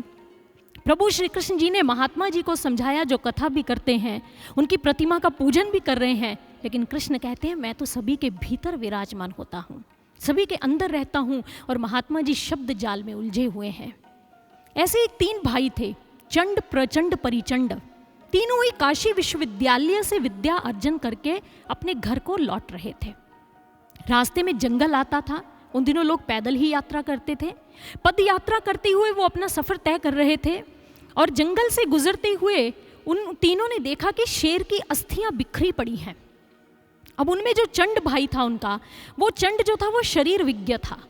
उसने उन अस्थियों को इकट्ठा किया, एक उनके शेर के शरीर का पिंजर बना दिया। दूसरा भाई था प्रचंड, वह वैद्यक था, और उसने क्या किया, उसमें रक्त वाहिनियों का संचार कर दिया। तीसरा भाई जो था परिचंड, वो मंत्र विद्यापटु था। अब उसने अपनी मंत्र शक्ति के सामर्थ्य को जानने के लिए उस शेर के अंदर शक्तिपात किया और उसको जीवन दान दे दिया। जैसे ही उसमें प्राण डाले गए तो शेर ने क्या किया, लोग भयंकर गर्जना की, उस वन के अंदर दहाड़ लगाई और तीनों ही भाइयों को उद्रस्त कर गया, उन्हें खा गया। यानी कि शब्द जाल तोता रटंत होता है, वो व्यक्ति की दशा यही होती है। ये दृष्टांत हमें यही समझाता है। इसलिए सज्जनों, इसी बात को विवेक चूड़ामणि के अंदर आदि शंकराचार्य जी बताते हैं, शब्द जालम महारण्यम चित्त भ्रमण कारणम अतः प्रयत्नाज ज्ञातव्यम तत्वज्ञैस तत्वमात्मनः। उन्होंने कहा कि शब्द जाल महाअरण्य एक वन की तरह होता है। अगर इस बीहड़ वन में आप एक बार घुस गए तो उसके बाद निकलना आपके लिए असंभव, आपको मार्ग कभी प्राप्त नहीं हो सकता है। उसके लिए अतः प्रयत्नाज ज्ञातव्यम तत्वज्ञैस तत्व महात्मनः। अब प्रयास करके, प्रयत्न करके क्षत्रिय ब्रह्मनिष्ठ के सानिध्य में पहुंच जाओ। उन सद्गुरु के सानिध्य में जब तुम जाओगे तो वो शब्द जाल से बाहर वो सार जो है ईश्वर, जिन शब्दों को तुमने एकत्रित किया, वो सार ईश्वर तुम्हारे घट में प्रतिपादित कर देगा, उसका साक्षात्कार करवा देगा। जिस प्रकार से एक आइडियल क्रिस्टलाइन सब्सटेंस होता है, उस आइडियल क्रिस्टलाइन सब्सटेंस के अंदर जो नियम उसकी सबसे छोटी इकाई, जिसे एक यूनिट सेल कहते हैं, उसमें होता है, वही उसके 3D क्रिस्टल लेटिस में भी पाया जाता है। 3D क्रिस्टल लेटिस को अगर आपने जानना समझना है तो उसके लिए अधिक प्रयास करने की आवश्यकता नहीं, उसके यूनिट सेल को समझ लीजिए, वो जानकारी ही आपके लिए पर्याप्त है 3D क्रिस्टल लेटिस को समझने के लिए।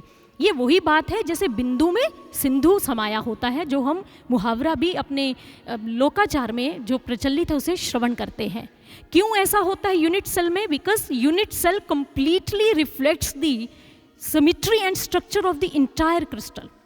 उसके अंदर सारे क्रिस्टल की सिमिट्री और स्ट्रक्चर के बारे में पूरा ब्यौरा दिया होता है, तो आपको 3D क्रिस्टल लेटिस समझ आ जाता है। जैसे हम कहते हैं ना, H2O पानी की एक बूंद है, हाइड्रोजन और ऑक्सीजन से उन मॉलिक्यूल्स के द्वारा पानी बनता है। तो पानी की एक बूंद का आपने जो विश्लेषण किया तो आपको उसी से पता चल जाएगा सारे सागर का जल किससे बना हुआ है। इसी प्रकार से जब हम गुरु की कृपा से अपने भीतर ब्रह्म ज्ञान के माध्यम से जब ईश्वर का दर्शन आत्मा के रूप में करते हैं, प्रकाश रूप में करते हैं, तो उस आत्म तत्व को जानने के बाद उस कण कण में विद्यमान शक्ति से हम स्वतः ही परिचित होने लग जाते हैं, वो जो ईश्वर कण कण के अंदर विद्यमान है। रामचरितमानस में भी कहा गया, उन्होंने लिखा, यद्यपि बीरज व्यापक अविनाशी, सबके हृदय रहत निवासी। वो कहते हैं कि चाहे वो ईश्वर वो सर्वव्यापक है, निर्मल है, अव्यक्त है, अविनाशी है, लेकिन फिर भी वो सभी के हृदय के अंदर निवास करता है, सभी के अंतःकरण में रहता है। कबीर जी की वाणी की ओर चले। कबीर जी तो बड़ा सुंदर इसका विवरण देते हैं। उन्होंने कहा, मन मस्त हुआ तब क्यों बोले, हीरा पायो गांठ गठियायो, बार बार वाको क्यों खोले, हल्की थी तब चढ़ी तराजू, पूरी भई तब क्यों तोले, हंसा पाया मान सरोवर ताल तलैया क्यों डोले, सूरत कलारी भई मतवारी, मदवा पी गई बिन तोले, तेरा साहिब घटी माही, बाहर नैना क्यों खोले, कहे कबीर सुनो बे साधु, साहिब मिल गए तिल ओले, मन मस्त हुआ फिर क्यों बोले। कबीर जी कितना सुंदर कहते हैं, अब तो मन मस्त हो गया, आनंद में है प्रभु के, अब ये बोल नहीं रहा, मैं कुछ नहीं बोल सकता, वाणी मौन हो चुकी है। कारण क्या है? क्योंकि वो ईश्वर के नाम का, वो ज्ञान का हीरा मिल गया। अब बार बार गठरी को क्या खोलना, हीरा मेरे पास बंद पड़ा है, उस आनंद में मैं डूब गया हूँ। वो कहते हैं, हल्की थी तब चढ़ी तराजू।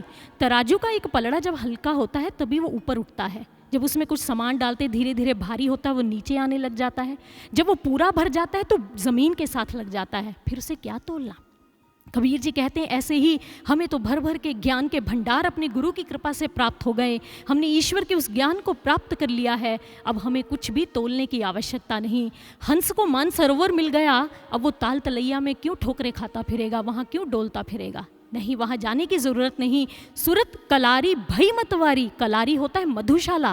वो कहते हैं, मुझे तो अंदर ही मधुशाला की प्राप्ति हो गई, प्रभु के नाम के प्याले भर भर के हम दिन रात पी रहे हैं, इसलिए भाई मन मस्त हो गया है।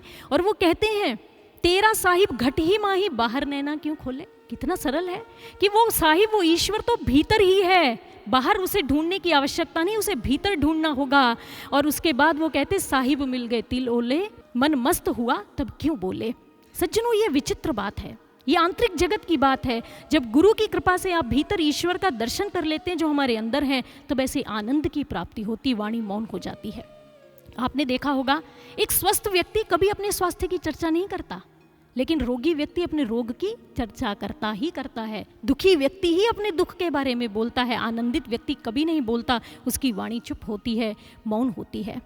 और आपने विक्षिप्त व्यक्ति देखे होंगे, जिन्हें हम पागल कहते हैं आम भाषा में, विक्षिप्त होते हैं, सड़कों पे देखें, कहीं देखें, दिन में बोलते हैं, रात्रि में बोलते हैं, 24 घंटे बोलते ही चले जाते हैं। एक तरफ वो विक्षिप्त है जो 24 घंटे बोलता रहता है, और एक तरफ विमुक्त है जो चुप रहता है, प्रभु के आनंद में मस्त रहता है। और कबीर जी कहते हैं, ऐसे हम मस्त हो गए हैं, मेरा मन आनंद में है। क्यों? क्योंकि साहिब घट में ही थे, मैंने अंदर ही गुरु की कृपा से देखा, तब ये सारी उपलब्धियां मुझे प्राप्त होती चली गई। इसलिए सज्जनों, वो ईश्वर कहीं बाहर नहीं, हमारे भीतर है, जैसे उन महात्मा जी को आज समझा दिया गया है। महात्मा जी को बात समझ लग गई, प्रभु श्री कृष्ण जी ने अंतिम आदेश दिया, इसलिए हमारा आदेश है, यह प्रतिमा तुम्हारे लिए नहीं, इसके योग्य मीरा है, जाओ ये प्रतिमा उसको देकर आओ। अब वो महात्मा जी, प्रातः भी हो गई थी, जैसे उनकी आंख खुली, स्वप्न टूट गया, तो महात्मा जी आश्चर्य से भर गए, कहने लगे, वाह प्रभु, मीराबाई जी को ये प्रतिमा देनी तो बनती ही है, आपका आदेश भी है। और दूसरी बात, वो मीराबाई तो लगता है जन्मजात संत हैं, क्योंकि हे प्रभु, आज से पहले मैं इतने वर्षों से आपका ये पूजन कर रहा हूँ, इस प्रतिमा का आराधना कर रहा हूँ, कभी आपका यूं साक्षात्कार, आपका दर्शन प्राप्त नहीं हुआ प्रभु। जैसे ही मैंने मीरा को देख लिया तो प्रभु आप भी आ गए, उसके पीछे पीछे मुझे तो आपका भी दर्शन हो गया। महात्मा जी का मन हुआ, पुनः उस संत का दर्शन मुझे करना है। अब प्रातः होते ही कुछ खाए पिए बिना महात्मा जी भागे उस ठाकुर की प्रतिमा को लेकर कि पुनः कहीं कृष्ण फिर से स्वप्न में ना ऐसे आकर डांट लगा दे। अब महात्मा जी चलते भी जा रहे हैं, लेकिन मन के अंदर एक ग्लानि का भाव भी है। जैसे मृग को जब पता चल जाता है ना, कस्तूरी उसकी नाभि में है, वो सुवास उसकी नाभि से उठ रही है, तो उसकी भटकन बंद हो जाती है। लेकिन उसे प्रायश्चित भी होता है कि देखो, मेरा भाग्य, मेरे भीतर ही वो सुगंध और सुवास विद्यमान रही, और मैं यत्र तत्र अपने समय को व्यर्थ करता रहा। बस महात्मा जी को यही लगा, वो ईश्वर भीतर थे और मैं कहाँ इन पूजा पाठ और बाहरी इन कर्म कांडों के अंदर उलझा रहा। जैसे ही वो राजप्रसाद में पहुँचे, राव दूधा जी देखकर हैरान हो गए, महात्मा जी फिर आ गए। महात्मा जी ने कहा, मीराबाई को बुला दीजिए। उनके संबोधन में अब आदर था, क्योंकि प्रभु ने उनकी प्रशस्ति गायन उनके सामने रखा था। अब नन्ही सी 5 वर्षीय मीरा आ गई। वो बस कपोलों पे सूखे हुए थोड़े आंसुओं के चिन्ह उन्हें दिखाई दे रहे हैं। वो समझ गए भक्त रात भर रोई है, भूखी प्यासी रही होगी, तभी तो कृष्ण को इतनी तड़प हुई कि मेरे पास चले आए और मीराबाई जी के चरणों में गिर पड़े। कहने लगे, आप तो संत हैं, आप तो महान भक्त हैं, लीजिए ये प्रतिमा ले लीजिए। मीरा ने देखा, कहने लगी, महात्मा जी ये आप ठाकुर मुझे दे रहे हैं, ये तो आपके ठाकुर हैं। मीराबाई को देखकर महात्मा जी ने कहा, हम कौन होते हैं इनको रखने वाले, जब यही आपके पास आना चाहते हैं मीराबाई जी। भगवान भी आपके, प्रतिमा भी आपकी।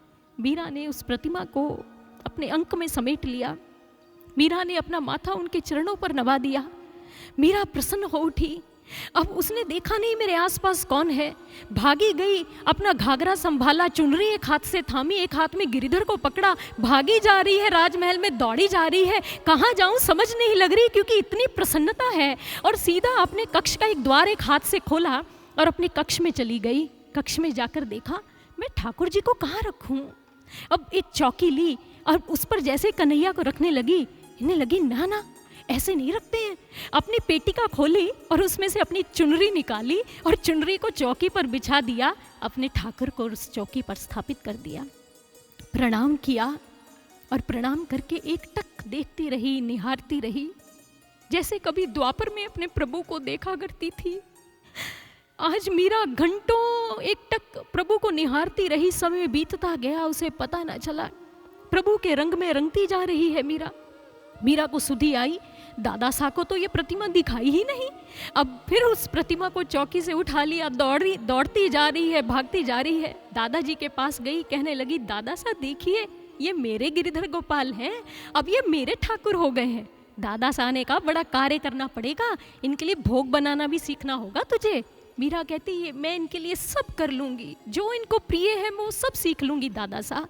और मीरा आज महल में नाचती है और घूमती है और बड़ी प्रसन्न है, और यही गा रही है कि हे सांवरा, मैं आपके रंग में रंग गई हूँ, मैं तुम्हारे रंग में रंग गई हूँ। और मीराबाई जी क्या गाती हैं, आइए उन्हीं की पद रचना को हम भी श्रवण करते हैं। मैं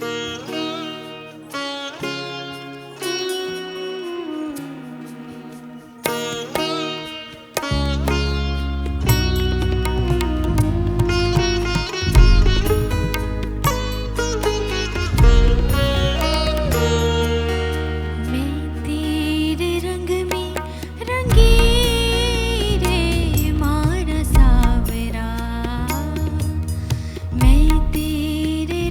में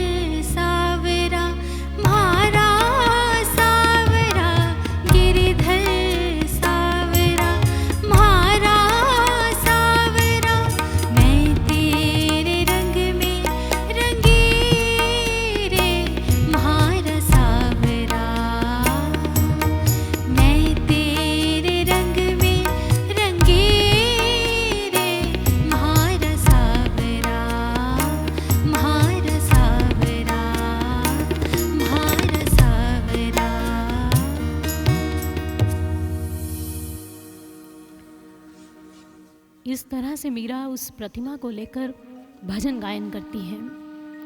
भगवान श्री कृष्ण जी के रंग में रंगती चली जा रही हैं और धीरे धीरे कर मीराबाई जी बड़ी होने लगी।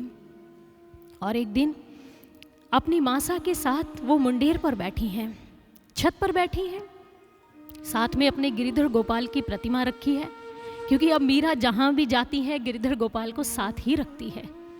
चाहे वो सखियों के संग है तो गिरिधर गोपाल साथ है, चाहे वो भोजन कर रही है तो उनके कान्हा जी साथ है, यहाँ वो कहीं अपना अन्य काम करती हैं तो भी कान्हा जी साथ है। बस कान्हा के साथ ही उनका समय व्यतीत होने लगा। माँ के साथ जैसे ही छत पर बैठी हैं तो कहते हैं कि वो फूलों का हार बना रही हैं। अब हार बनाते हुए मीराबाई जी वो अपनी मासा से प्रश्न भी करती हैं।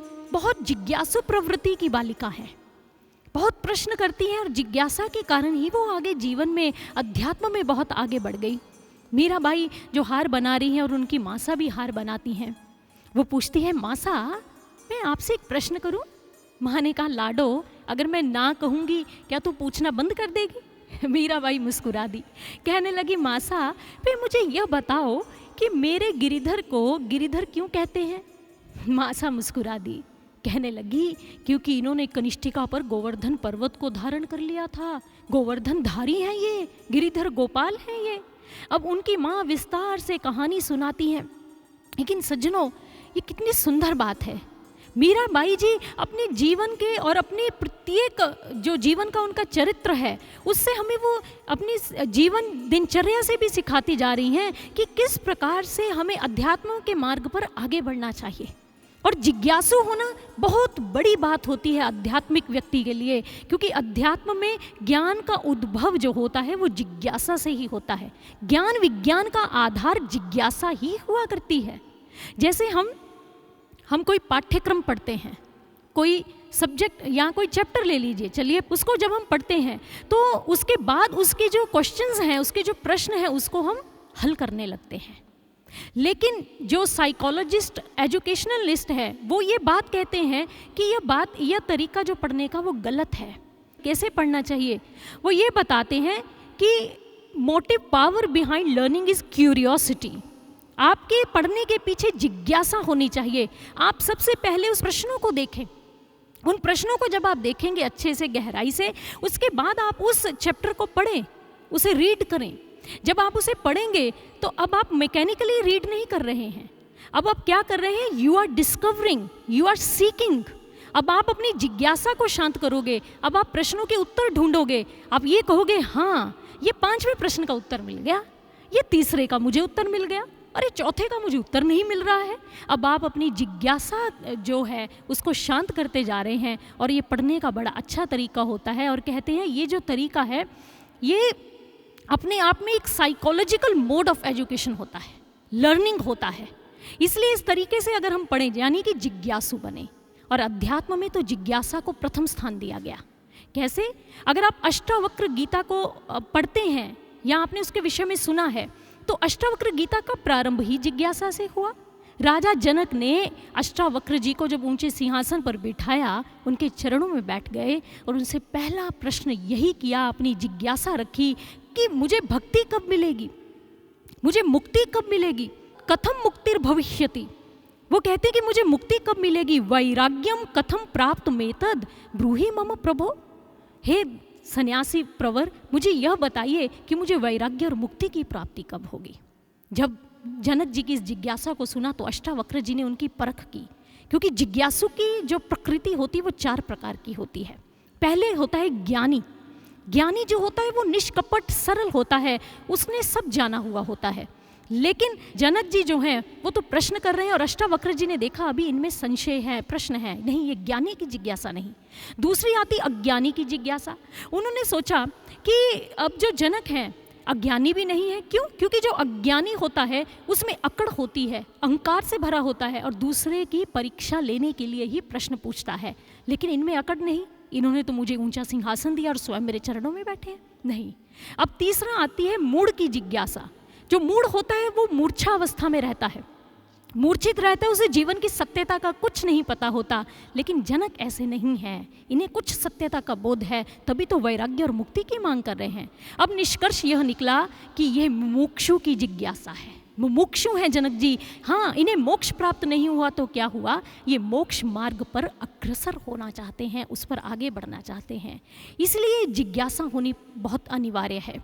सज्जनों, जब हम प्रश्न करते हैं आध्यात्मिक क्षेत्र में तो हमारी जिज्ञासा आगे बढ़ती, हम एक स्टेप आगे बढ़ जाते हैं, फिर उसके विषय में कुछ और मनन करते हैं तो फिर और आगे बढ़ते हैं। और अध्यात्म के पथ पर एक व्यक्ति जो होता है वो शिक्षार्थी बनकर ही आगे निकल सकता है। उसे जिज्ञासा रखनी चाहिए, जिज्ञासा अवश्य व्यक्त करनी चाहिए, प्रश्न भी पूछने चाहिए। आध्यात्मिकता में जिज्ञासा करने में कंजूसी नहीं करनी चाहिए। एक व्यक्ति जिनका नाम था दानचंद, नाम पर मत जाइए, नाम ही दानचंद है, लेकिन स्वभाव से निपट कंजूस थे। उनकी पत्नी ने एक बार कहा, कुछ दान दक्षिणा कर लो, उम्र का आखिरी पड़ाव है, कुछ ईश्वर को मुंह दिखाना है कि नहीं, ऊपर जाकर कंजूस बने रहते हो।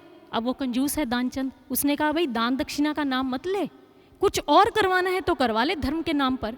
पत्नी ने कहा घर के पास ही गंगा जी हैं, चलो वहाँ स्नान कराते हैं। घर से 12 किलोमीटर पर गंगा जी थी। अब दानचंद जी ने कहा पैदल ही चलते हैं, क्योंकि पैसा बचाना है, कंजूस है। अब पत्नी को लेकर पैदल पदयात्रा करते हुए गंगा जी के समीप गए, डुबकी लगाई तो प्रभु बड़े प्रसन्न हुए। प्रभु ने सोचा आज इसका कल्याण के लिए कुछ इससे आधार ले लेना चाहिए, क्योंकि प्रभु भी तो कृपा करने के लिए आधार मांगते हैं। अब जैसे ही वो डुबकी लगाकर बाहर आए दानचंद जी, तो प्रभु सीधा एक पुरोहित के अवतार में वहाँ पहुँच गए, पुरोहित की वेशभूषा के अंदर। कहने लगे राम राम यजमान जी, राम राम। उसने कहा राम राम जी। अब दानचंद जी को देखकर प्रभु ने कहा आप जैसे यजमान यहाँ आते हैं, साल भर के राशन का हमारा प्रबंध कर देते हैं। उसने कहा है साल भर का राशन? नहीं नहीं, मैं इतना नहीं दे सकता। प्रभु ने कहा तो 1 महीने का दे दीजिए। दानचंद कहने लगा ना ना ना ना, मैं इतना भी नहीं कर सकता, 1 दिन के भोजन का प्रबंध कर दीजिए यजमान। अब फिर दानचंद ने सुना, अरे नहीं नहीं, ये तो बड़ा महंगा काम है, कुछ सस्ता काम बताओ। तो भगवान उनको कहने लगे, जो पुरोहित बने हैं, यजमान 1 पैसा ही दे दीजिए। दानचंद ने कहा चलो ये सस्ता सौदा है, 1 पैसा तुम्हें दे दूंगा, अभी उधार समझो। विद्या नहीं, और अपने घर लौट गए। अब भगवान ने भी कल्याण करना था, पीछा कहाँ छोड़ते हैं प्रभु, एक बार किसी के पीछे लग जाएं उसका कल्याण करने के लिए। अब उसके घर का द्वार खटखटा दिया जाकर, और सेठानी जी बाहर आई। उन्हें कहा सेठ जी हैं तो उनको बता दीजिए हम आए हैं 1 पैसा लेने। अब सेठ जी के पास सेठानी गई, दानचंद जी को जाकर कहा वही पुरोहित जी आए 1 पैसा लेने। तो दानचंद ने कहा उनको कह दो वो बीमार हो गए, उन्हें कोई बीमारी लग गई है बस। अब बाहर आकर सेठानी ने कहा सेठ जी तो बीमार हो गए हैं। अब प्रभु ने कहा अरे हमारे यजमान बीमार हैं, तो हम तो यहीं घर में बैठकर पूजा पाठ करेंगे उनके स्वास्थ्य के लिए। अब घर में डेरा लगा लिया भगवान ने। अब इधर सेठानी को सेठ ने कहा, दानचंद ने चला गया पुरोहित के नहीं 1 पैसा लेने बैठा है, कहते ये नहीं जाने वाला, ये तो पूजा पाठ कर रहे हैं आपके स्वास्थ्य के लिए। अब सेठ ने, दानचंद ने कहा अपनी पत्नी को, उनको कह दो कि सेठ जी की मृत्यु हो गई है, ये चला जाएगा। अब जैसे ही दानचंद की धर्मपत्नी बाहर आई तो पुरोहित बने भगवान से कहा जी उनकी तो मृत्यु हो गई, हाय मैं लुट गई, हाय मैं बर्बाद हो गई, उनकी तो मृत्यु हो गई। जैसे ही कहती आ रही है, प्रभु कहाँ कम थे। कहने लगे कोई बात नहीं, मैं ना मोहल्ले के लोगों को लेकर आता हूँ, अभी अर्थी का प्रबंध करते हैं, अभी चिता भी जलानी होगी, शव यात्रा निकालनी होगी। सेठानी रोक रही, नहीं नहीं। वो कहते अरे अरे आप बावरी हो गई हैं क्या, मोहल्ले के लोगों को तो बताना पड़ेगा। अब मोहल्ले के लोग आ गए, अर्थी पर दानचंद जी को डालकर ले गए। अब दानचंद ने आंखें बंद कर रखी हैं, 1 पैसा नहीं देना, इतना कंजूस है, मरने के कगार पर भी आ गया। और जैसे ही चिता पर उनको लिटा दिया गया कि वो तो शव है। अब जैसे ही लिटाया, भगवान ने कहा ऐसे ही मरमरा जाएगा, इसको मैं बता देता हूँ सच्चाई क्या है। भगवान उसके कान के पास आकर बोले आंखें खोलो। बोला कौन हो तुम, आंखें बंद में पूछ रहा है। भगवान ने कहा मैं वैकुंठ का स्वामी नारायण हूँ, भगवान हूँ। जैसे दानचंद ने आंखें खोली, झट से आंखें बंद कर ली। झूठ बोलते हो, 1 पैसा लेने वाले वही पुरोहित तो हो जो 1 पैसा लेने के लिए मेरे घर में आ गए थे, मेरे पीछे पीछे। भगवान बड़ा समझा रहे हैं। भगवान ने सोचा अब मर जाएगा, इसलिए भगवान ने कहा अरे आंखें खोलो।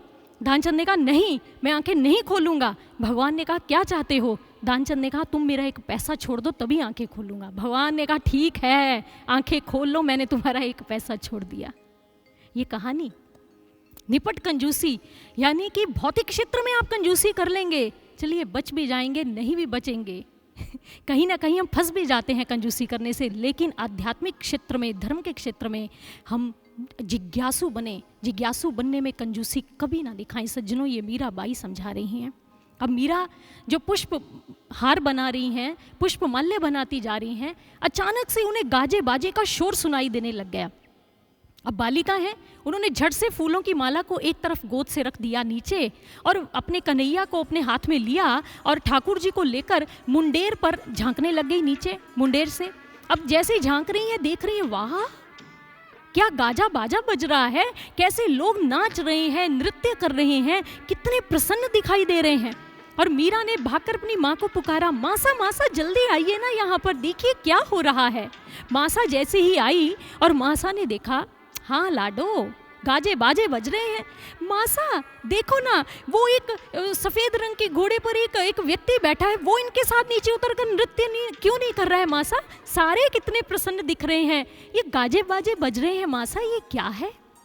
माँ ने कहा, लाडो यह तो बारात जा रही है। अब मीरा ने सुना, उसने कहा, मासा बारात काहे होवे, ये बारात क्या होती है? मासा ने कहा, मैं तुझे बताती। ये गाजे बाजे बज रहे हैं, जो नाच रहे हैं ना, ये बाराती होते हैं। वो जो सफ़ेद घोड़े पे जिसे तू कह रही है ना, वो वर है, वो बींदड़ी को लेने जा रहा है, अपनी पत्नी को ब्याहने जा रहा है, वधू को। मीरा सुनती जा रही है, अच्छा मासा ये ब्याह होता है? मासा ने कहा, हाँ हाँ, ये ब्याह करने के लिए जो बारात जाती है वो बारात होती है मीरा। मीरा प्रसन्न हो रही है, अच्छा मासा फिर क्या होता है? माँ ने कहा, प्रत्येक कन्या का विवाह होता है, उसे ऐसे ही वर आता है गाजे बाजे के साथ ब्याहने के लिए। अब मीरा ने सोचा, अच्छा मासा, वो कहती, मासा सगली लड़कियां रो ब्याह होवे? माँ ने कहा, हाँ हाँ, सगली लड़कियां रो ब्याह होवे, सभी लड़कियों का ब्याह होता है। अब मीरा कहने लगी, अच्छा मासा क्या तुम्हारा भी ब्याह हुआ था? मासा मुस्कुरा दी, कहने लगी, धत, ब्याह हुआ था तेरे बाबा के साथ, तभी तो इस राजमहल में आई हूँ मैं। मीरा मुस्कुरा दी, कहने लगी, अच्छा मासा, तो ये बताओ मासा, क्या मेरा भी विवाह होगा? जैसे मीरा ने प्रश्न किया, माँ की आंखों में आंसू भी आ गए। कहने लगी, हाँ लाडो, तेरा भी ब्याह होगा। कुछ दासियां पास से निकल रही थी, उन दासियों ने कहा, बधाई हो रानी सा, लगता है महल में जबाई सा आने वाले हैं। जैसे ही कहा, उसने कहा कि ठिठोली मत करो, मीरा तो छोटी है, इसे क्या पता है।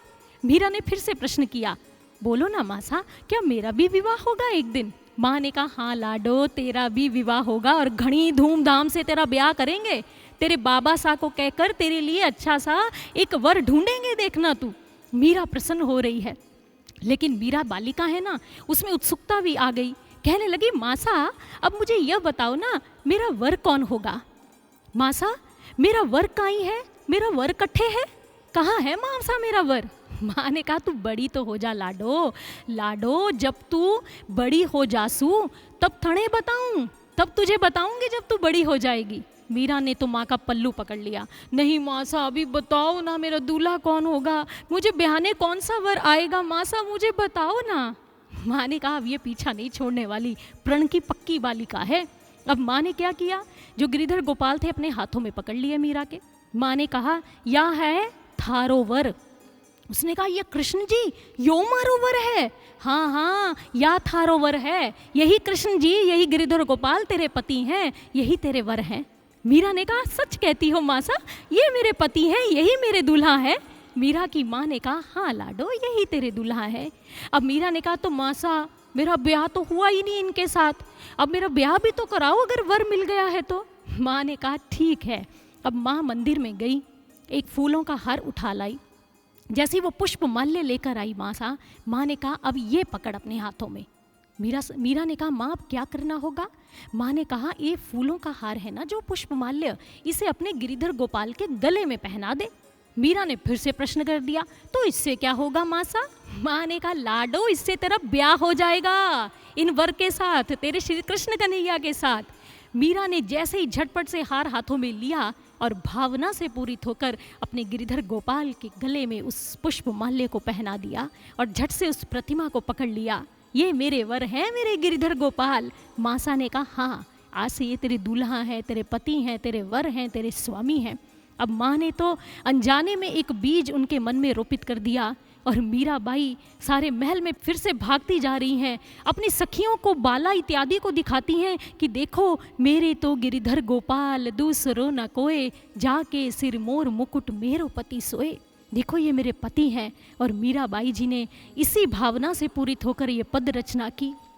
कितनी सुंदर पद रचना, मेरे तो गिरिधर गोपाल दूसरो न कोय, जाके सिर मोर मुकुट मेरो पति सोए, मेरो पति सोए। और मीराबाई आज गुनगुना रही हैं अपने स्वामी गिरिधर गोपाल की याद में, उनको हाथों में थाम कर क्या कहती हैं, आइए हम भी श्रवण करते हैं।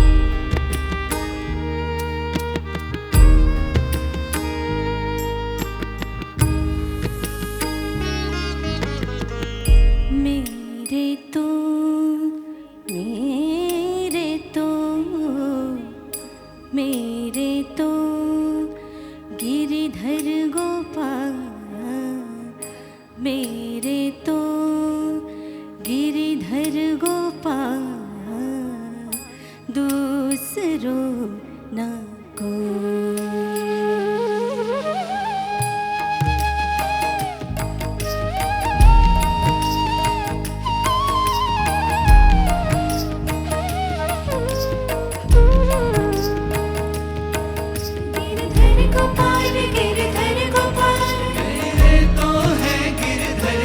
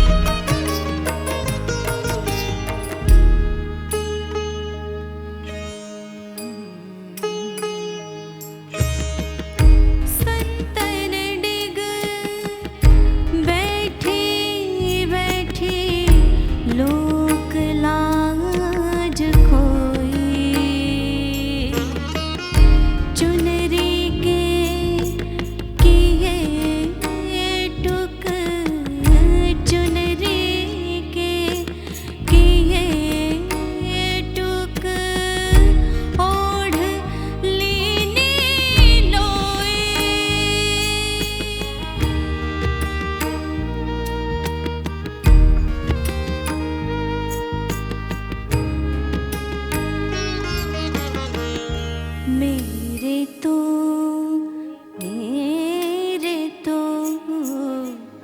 मेरे तो गिरिधर गोपाल, मेरे तो गिरिधर गोपाल, दूसरों न कोई।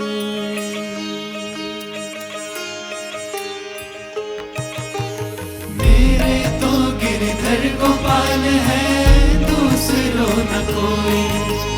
मेरे तो गिरधर गोपाल है, दूसरों न कोई। जाके सिर है मोर मुकुट, जाके सिर है मोर मुकुट। मेरो पति सोए, मेरो पति सोए, दूसरों न कोई। हाँ, दूसरों न कोई, दूसरों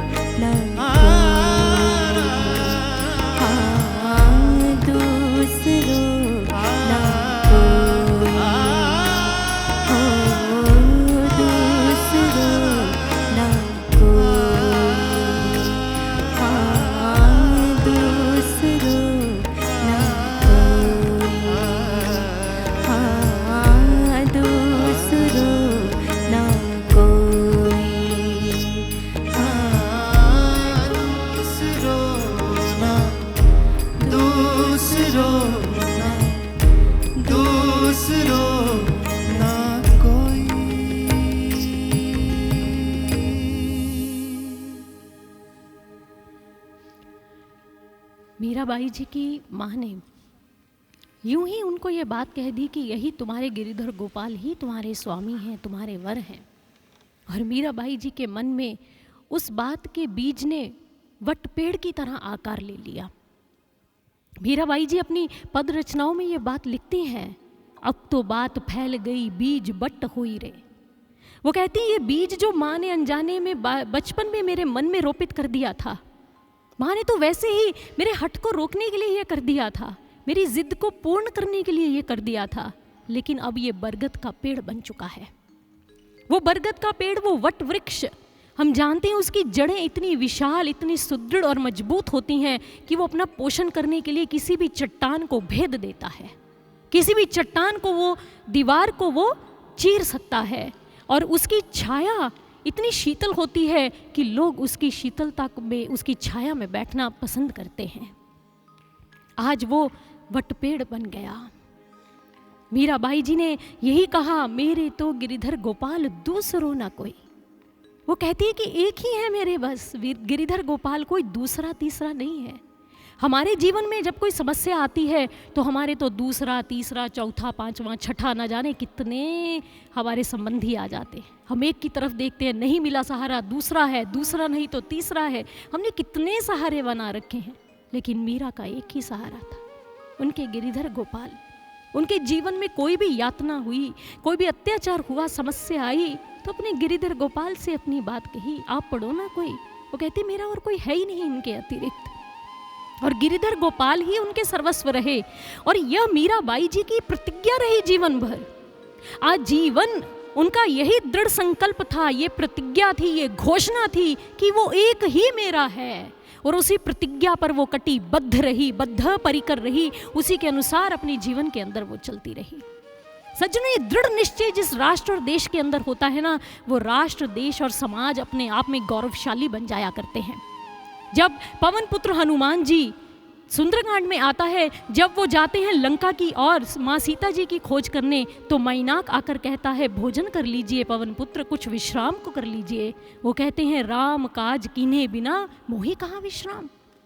उनका संकल्प है, उनका दृढ़ निश्चय है कि मैं प्रभु के कार्य किए बिना विश्राम नहीं कर सकता हूँ, मुझे तो और तीव्र गति से आगे बढ़ना होगा। निश्चय था, उनकी प्रतिज्ञा थी। ऐसी प्रतिज्ञा चाणक्य जी ने भी की।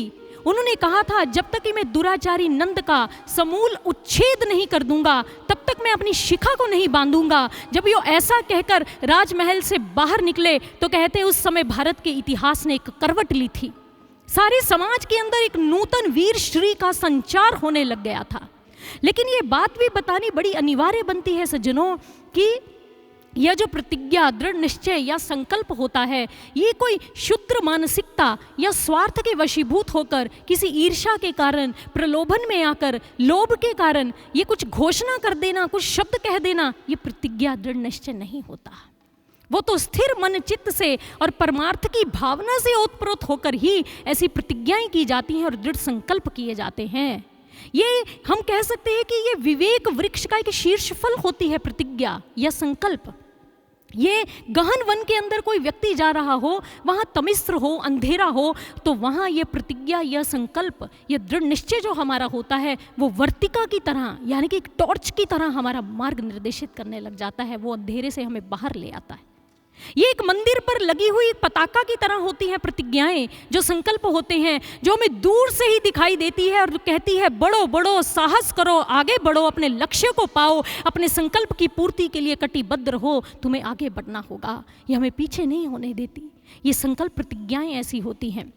और ऐसा ही दृढ़ निश्चय और संकल्प हमारे गुरुदेव सर्वश्री आशुतोष महाराज जी का है, जो दिव्य ज्योति जागृति संस्थान के हेड एंड फाउंडर हैं, संस्थापक एवं संचालक हैं गुरुदेव। और उनका दृढ़ संकल्प है कि विश्व में शांति अवश्य आएगी। और हमने देखा है, अपने हमारे जीवन का अनुभव है, बहुत सारे लोगों के जीवन का अनुभव, कि गुरु महाराज श्री के मुखारबिंद से जो भी वचन आज तक निकला है वो पूरा अवश्य हुआ है, वो पूर्ण अवश्य हुआ। उसकी वास्तविकता को घटित होते भी हमने देखा। और महाराज श्री इस बात पर कटिबद्ध हैं।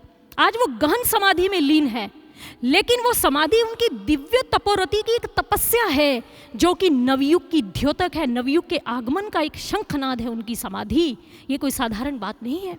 और कहते हैं जब सद्गुरु अवतार इस धरती पर आते हैं तो उनके साथ जो उनके शिष्य सहयोगी हो जाते हैं, त्याग और वैराग्य से बलिदान करते हुए जो उनका सहयोग देते हैं, तो आने वाला इतिहास के अंदर उनका नाम स्वर्णिम अक्षरों में लिपिबद्ध होता है। और इसीलिए किसने बहुत सुंदर कहा, सद्गुरु हैं दृढ़ संकल्पित रचने को नया इतिहास। वो कहते हैं कि अब हमारे महाराज जी नया इतिहास लिखने के लिए दृढ़ संकल्पित हो चुके हैं। लेकिन महाराज श्री इतिहास क्या, वो तो महा इतिहास रचने जा रहे हैं इस समाधि के माध्यम से, क्योंकि वो नवयुग को, सतयुग को इस धरती पर लेकर आना चाहते हैं। सज्जनों, जैसे रावणी युग के अंदर विकृतियां थी, तब उस समय वानर, जो रीछ इत्यादि भालू, इन्होंने जो कार्य, जो भूमिकाएं संपादित की, हमें भी बस वही भूमिकाएं संपादित करनी है अपने जीवन के अंदर। हमें सहयोगी बनना है, आध्यात्मिक पुरुषार्थ को प्रकट करना है। आलसी या प्रमादी बनकर अब कार्य नहीं चलेगा, क्योंकि अब हमें आध्यात्मिक पुरुषार्थ करना पड़ेगा, क्योंकि हम ब्रह्म ज्ञानी हैं, हम जागृत लोग हैं, हमें गुरु महाराज जी की कृपा से वो ब्रह्म ज्ञान मिला है। सोने से काम नहीं चलेगा। अगर प्रहरी सोता रहेगा, दस्यु और आतंकी अतिक्रमण करती हुई सीमाओं को अंदर घुसाएंगे। कहने का भाव, हमारे मन के अंदर वो विकार और बहुत सारा वैमनस्य, बहुत सारी बुराइयां अंदर आ जाएंगी अगर हम सोते रहेंगे, आलस्य करेंगे, प्रमाद करेंगे ध्यान साधना करने में। इसलिए आध्यात्मिक पुरुषार्थ की आवश्यकता अध्यात्म में होती है। भौतिक क्षेत्र में एक तोप का गोला जो होता है वो 100 गोलियों के बराबर माना जाता है। ये भौतिक क्षेत्र में हो सकता है, लेकिन आध्यात्मिक क्षेत्र के अंदर एक बड़ी मशाल नहीं, कहते हैं 100 जलते हुए दीपकों का अधिक महत्व माना जाता है। हमें इन 100 जलते हुए दीपकों की तरह अपना प्रकाश बिखेरना है, हमें ऐसा सहयोग देना है सज्जनों। आध्यात्मिक पुरुषार्थ करना है, क्योंकि युग संधि का समय है। संधि क्या होती है? जब दो चीज़ें आपस में मिलती हैं। जैसे दिन गया, रात्रि आ गई, ये सायंकाल की संधि है। अब रात गई, सुबह आ गई, यह प्रातः काल की संधि है। यानी कि एक जाने वाला है, दूसरा आने वाला है, उसके बीच का समय उसे संधि कहते हैं। कलयुग जाने वाला है और नवयुग आने वाला है। उस मध्य के समय के अंदर हम सभी जी रहे हैं। ये बड़ा अद्भुत अलौकिक समय होता है, यह साधारण समय नहीं होता, क्योंकि इस समय में सद्गुरु को अपने प्रत्येक शिष्य की चिंता रहती है उसके कल्याण की, कि इस समय में ये कल्याण करवा ले अपना, ये कुछ ऐसा आध्यात्मिक पुरुषार्थ करे कि इसके और मेरे मध्य में जो पर्दा है वो पर्दे हट जाएं, वो अपने सद्गुरु के विराट व्यक्तित्व से परिचित हो सके। सद्गुरु सदैव ऐसा प्रयास करते हैं। ठीक वही बात है जैसे जब सामान्य दिन होते हैं, सामान्य दिनों में वोटर्स के घरों के अंदर जो प्रतिनिधि हैं वो नहीं आते, जो उम्मीदवार चुने जाते हैं, जबकि वोटर्स हम लोग उन उम्मीदवारों के पास जाते हैं अपना कार्य करवाने के लिए। लेकिन जब चुनाव के दिन आते हैं तो उस समय में क्या होता है, वो प्रतिनिधि, वो उम्मीदवार स्वयं हमारे घरों में, हमारी गलियों और मोहल्लों में घूमने लग जाते हैं और हमारा कार्य करते हुए दिखाई देते हैं। ये विशेष समय है। इस विशेष समय में जब कलयुग के अंदर देखिए चारों ओर विश्व में त्राही त्राही हो रही है, त्राही का संचार हो चुका है, कितना कोप है, कैसी महामारियां आ रही हैं, कैसे अभी हम कोविड-19 से बाहर निकले हैं, किस प्रकार से लोगों के अंदर स्ट्रेस है, लोगों ने अपने परिजनों को खोया है, कैसी त्रासदी भरी हम यात्रा से बाहर आ रहे हैं, लेकिन आगे फिर से महामारियां मुंह भाई खड़ी हैं। तो उसके लिए हमें आध्यात्मिक पुरुषार्थ तो करना ही होगा और उसके लिए हमसे अधिक हमारे गुरुदेव चिंतित हैं, यानी कि वो आकुल और व्याकुल हैं कि हमारा कल्याण हो सके, हम इस ब्रह्म ज्ञान की निधि को और इसके मूल्य को सहेज कर रखें और इसे समझ सकें। इसलिए युग पीड़ा का समय भी है।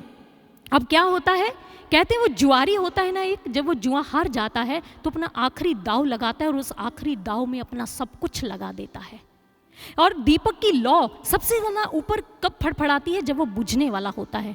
चींटी को पंख कब लगते हैं, जब उसकी मृत्यु आने वाली होती है। अब ये कलयुग का अंतिम प्रहर ही समझिए, जब इतनी महामारियां हैं, इतनी त्रासदी हो रही है, ये जाने वाला है और नवयुग आने वाला है। जैसे एक प्रसूता होती है, प्रसव पीड़ा उनको कितनी वेदना देती है, लेकिन दूसरे ही पल उसके अंदर एक उमंग और प्रसन्नता आती है कि नवजात शिशु भी तो मेरी गोद के अंदर आ जाएगा। वो इस पीड़ा को सहन कर लेती है। सज्जनों, ये युग पीड़ा है, ये प्रसव पीड़ा का समय चल रहा है। इसमें हम ब्रह्मज्ञानियों को बड़ा कर्तव्य और दायित्व बनता है कि गुरु महाराज जी के दिखाए मार्ग और उनके आदर्शों पर हम चलते जाएं, गुरु महाराज जी के सिद्धांतों के अनुसार जीवन का यापन करें, ब्रह्मज्ञान की ध्यान साधना करें, उनके हाथों का यंत्र बनने का प्रयास करें। जिस दिन उन्होंने हमारे भीतर ईश्वर का साक्षात्कार करवाया था, हमें उनका यंत्र बनने की प्रेरणा भी उन्होंने दी थी।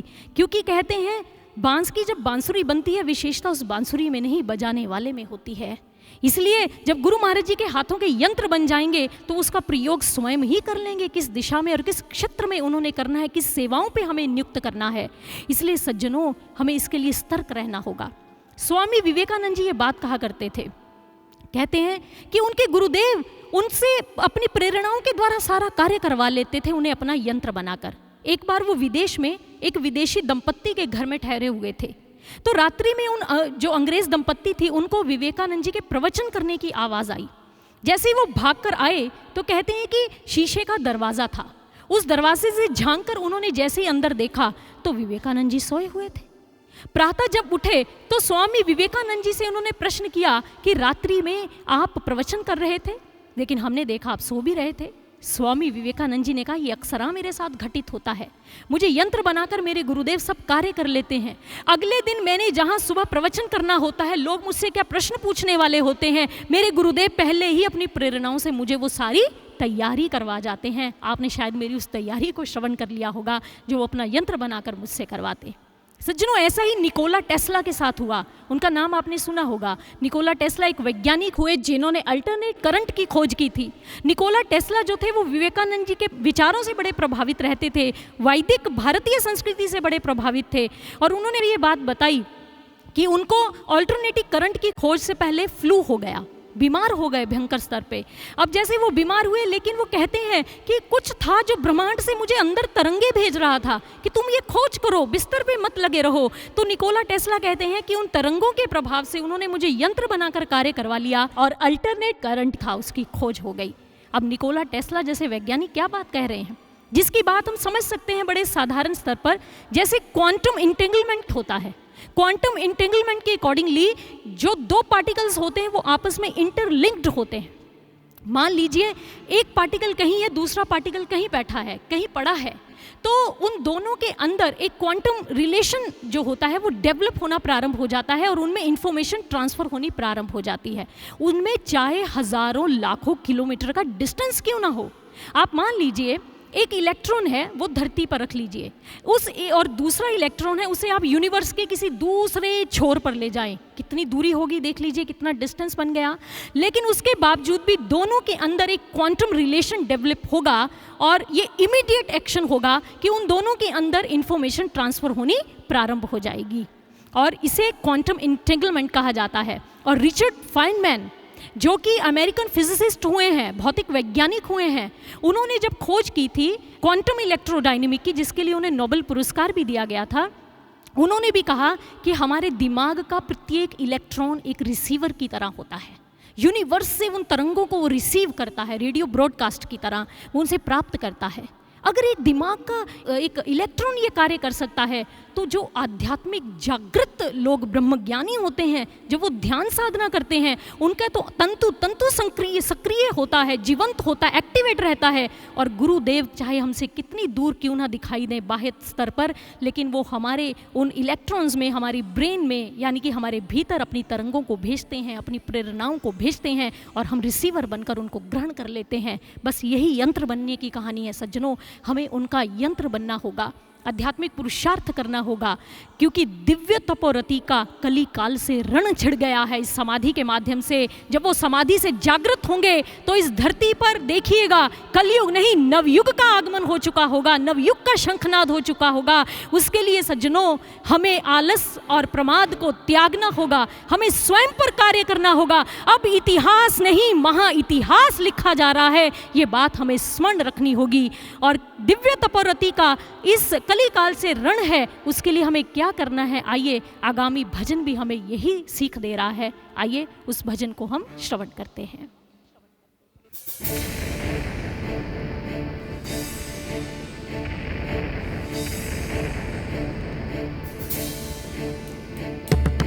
तन गई भ्रिकुटी उजालों की, अब क्या बिसात है कुचालों की। ललकार नहीं ये केवल सत्यवान छूटेगा, अधर्म का मद अब देखो चूर चूर टूटेगा, चूर चूर टूटेगा। दिव्य तपोरति के तप का कलिकाल से रण है, दिव्य तपोरति के तप का कलिकाल से रण है, दिव्य तपोरति के तप का कलिकाल से रण है, दिव्य तपोरति के तप का कलिकाल से रण है, दिव्य तपोरति के तप का कलिकाल से रण है। संक्रांति की बेला का यह अंतिम चरण है।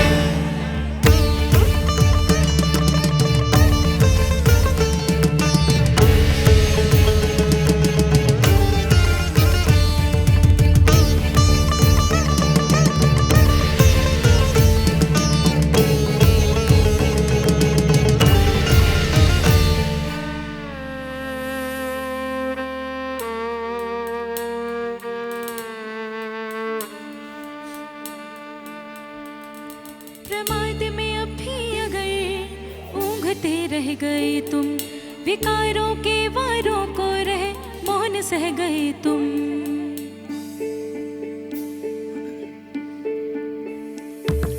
युग तुमको धिक्कारेगा, ना सुधीले कोई सहारेगा। हमारे नहीं बदलाव चाहिए, अहम भाव पे घाव चाहिए। निष्क्रिय जो समय गवाए अपराधी वो भीषण है। दिव्य तपोरति के तप का कलिकाल से रण है, दिव्य तपोरति के तप का कलिकाल से रण है, दिव्य तपोरति के तप का कलिकाल से रण है। संक्रांति की बेला का यह अंतिम चरण है।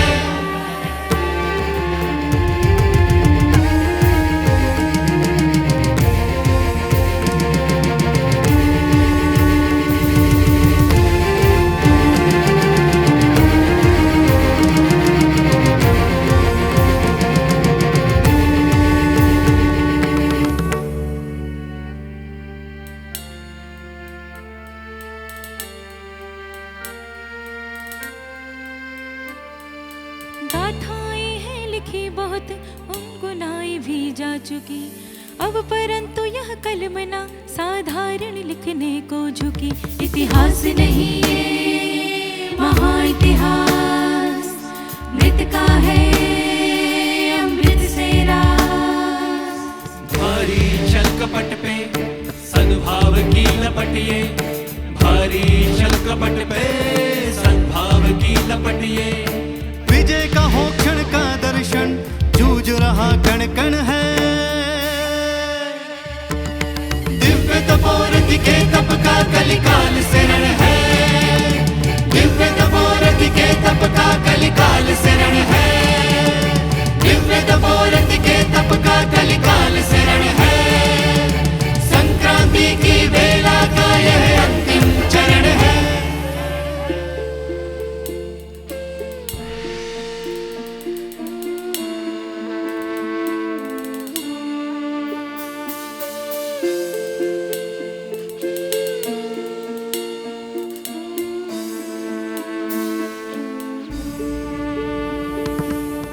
गुरुवर है स्वयं सक्षम निश्चित लक्ष्य पाने को।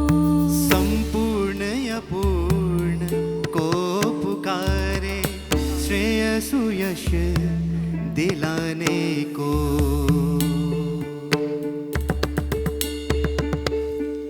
बन शौर्यवान ये मांग है, तम का काटो ये स्वांग है। व्यसनों में ना व्यस्त हो, समर्पणे अब समस्त हो। बांध कमर कटिबद्ध रहो, निर्धारित विजय वरण है। दिव्य तपोरति के तप का कलिकाल शरण है, दिव्य तपोरति के तप का कलिकाल शरण है, दिव्य तपोरति के तप का कलिकाल शरण है, दिव्य तपोरति के तप का कलिकाल शरण है, दिव्य तपोरति के तप का कलिकाल शरण है, दिव्य तपोरति के तप का कलिकाल शरण है। संक्रांति की बेला का यह अंतिम चरण है।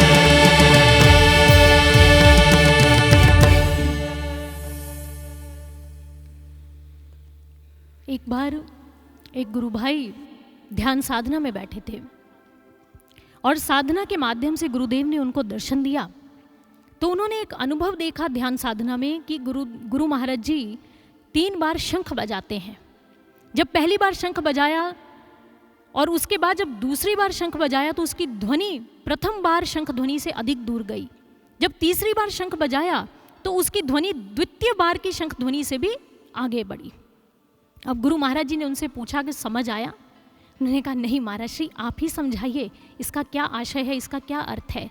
तब गुरुदेव सर्वश्री आशुतोष महाराज जी ने कहा 3 बार शंख बजाने का अर्थ यही है कि दिव्य ज्योति जागृति संस्थान की जीत होगी, और दूसरी बार जो शंख बजाया विश्व में शांति अवश्य आएगी। जो तीसरी बार शंखनाद किया उसका अर्थ यही है कि हम समाधि से अवश्य वापस लौट कर आएंगे, यानी कि दिव्य तपोरति वापस आएंगे तो नवयुग को साथ लेकर आएंगे। इसलिए सज्जनों, ये गुरु महाराज जी का दृढ़ निश्चय है। और आज इधर मीराबाई जैसी भक्त के जीवन में भी ऐसा संकल्प और प्रतिज्ञाएं, वो दृढ़ निश्चय जो है वो देखने को मिल रहा है। मीराबाई जी का अगले दिन जन्मदिन आ गया। माँ ने ढूंढा मीरा को, कहने लगी मीरा इधर आओ लाडो। मीरा ने कहा क्या बात है माँ, आज बड़ा विशेष स्नेह दे रही हो मुझे। माँ ने कहा तुझे बातें बहुत बनानी आती हैं, चल इधर आज मैं तेरा श्रृंगार करती हूँ। मीरा ने कहा क्यों माँ सा, आप मेरा श्रृंगार क्यों करोगी आज? माँ ने कहा अरे द्वार पर गाजे बाजे सुनाई नहीं दे रहे बजते हुए?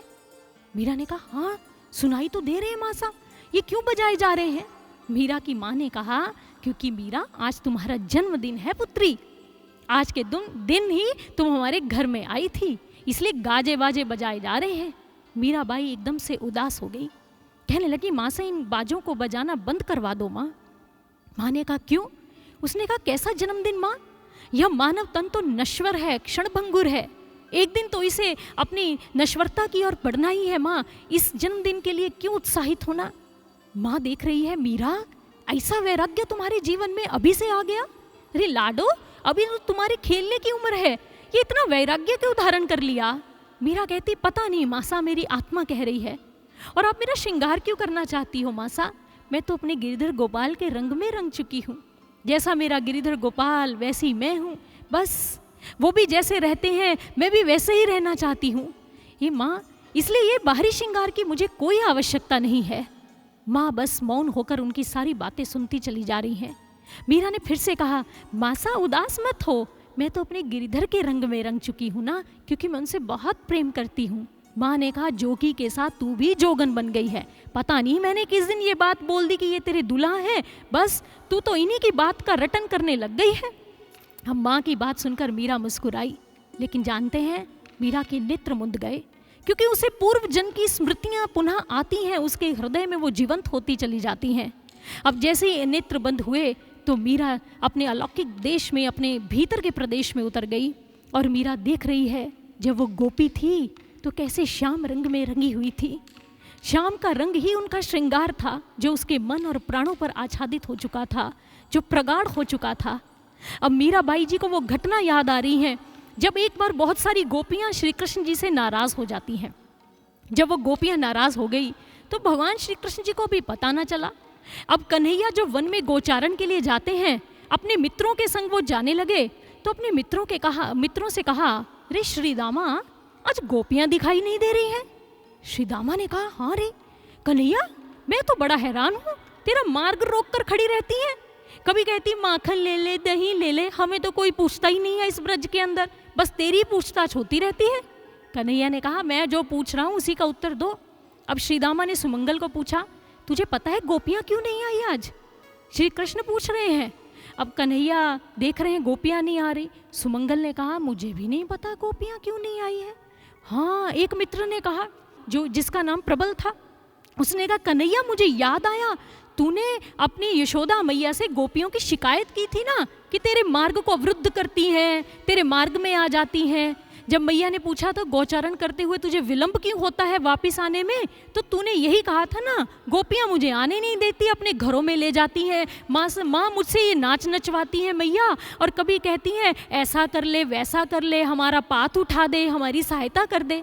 तो मुझे लगता है गोपियाँ तुझसे चिढ़ गई हैं कन्हैया। कन्हैया को लगा कि मेरी आन बान में कमी आ गई इस बात से। अब मेरे मित्र भी मेरी ठिठोली करने लग गए हैं। अब कहने लगे, कन्हैया जी अब ऐसे ही जाना पड़ेगा गोचारण के लिए, अब नहीं आएंगी आपकी वो गोपियाँ, मार्ग में दही ले ले, माखन ले ले, कभी कुछ कहती हैं कभी कुछ कहती हैं, हमें कोई पूछता ही नहीं। और मोटू भी साथ चलता जा रहा है। कन्हैया ने उसकी तोंद पे हाथ रखा, क्यों तुझे भी माखन दही नहीं चाहिए, इनके साथ ही मिल जाएगा? मोटू ने कहा, नहीं नहीं मुझे तो चाहिए कृष्ण, गोपियों को वापस लेकर आओ। कन्हैया कहते, इनको मत बताना, उनको मनाना बड़ा ज़रूरी है। अब कन्हैया जी तो लीला कर रहे हैं क्योंकि भक्त को मनाना चाहते हैं। गोपियाँ तो भक्त हैं, वो साधारण स्त्रियाँ नहीं हैं गोकुल की। और इधर कन्हैया ने मोटू को साथ मिला लिया। अब बाकी मित्रों को कहा, ऐसा करो मित्र, आज ना मेरा मन गोचारण में नहीं लग रहा। सुबल ने कहा, हो, आज तुम्हारा मन गोचारण में नहीं लग रहा, कल कहोगे रहने तो माखन खाने में भी नहीं लग रहा। अब कन्हैया ने देखा, क्यों सुबल, तुम्हारे मन में भी तो आता है कभी कभी कि कहते हो मित्र मेरी गौएं ले जाओ चराने के लिए, आज मैंने कह दिया तो क्या हो गया। अब इधर जो प्रदीपु था मित्र श्रीदामा, उन्होंने कहा, कोई बात नहीं कन्हैया, तुम घर लौट जाओ, हम तुम्हारी गौ को चराने के लिए ले जाएंगे। श्री कृष्ण ने तो बहाना बनाया और वो सफल हो गए। अब मोटू को एक कुंज में ले गए, लता कुंज में, कहने लगे मुझे ना गोपी बना दे। मोटू ने कहा, मैं तुझे गोपी कैसे बना सकता हूँ? अरे वो जैसा वो हार श्रृंगार करती है ना, वो चुनरी ले आ, कहीं से घाघरा ले आ मेरे लिए, मैं पहन लेता हूँ। अब मोटू घर में गया। अब मोटू जो था 2-3 घाघरा और चुनरी इत्यादि ले आया। अब कन्हैया के पास लेकर आया। कन्हैया लता कुंज में ही छिपे हैं उसकी ओट में। अब कन्हैया ने कहा, दिखा। और वो साइज़ में थोड़े बड़े थे। अब कन्हैया ने कहा, अरे अपनी मैया का ले आया, तेरी मैया, तू क्या बात करता है मोटू, अब कुछ अपनी बहन का किसी और का ले आता, चुनरी अच्छी सी ले आता। अब मोटू कहता, 2-3 लाया हूँ, पसंद कर लो जो अच्छे लग रहे हैं।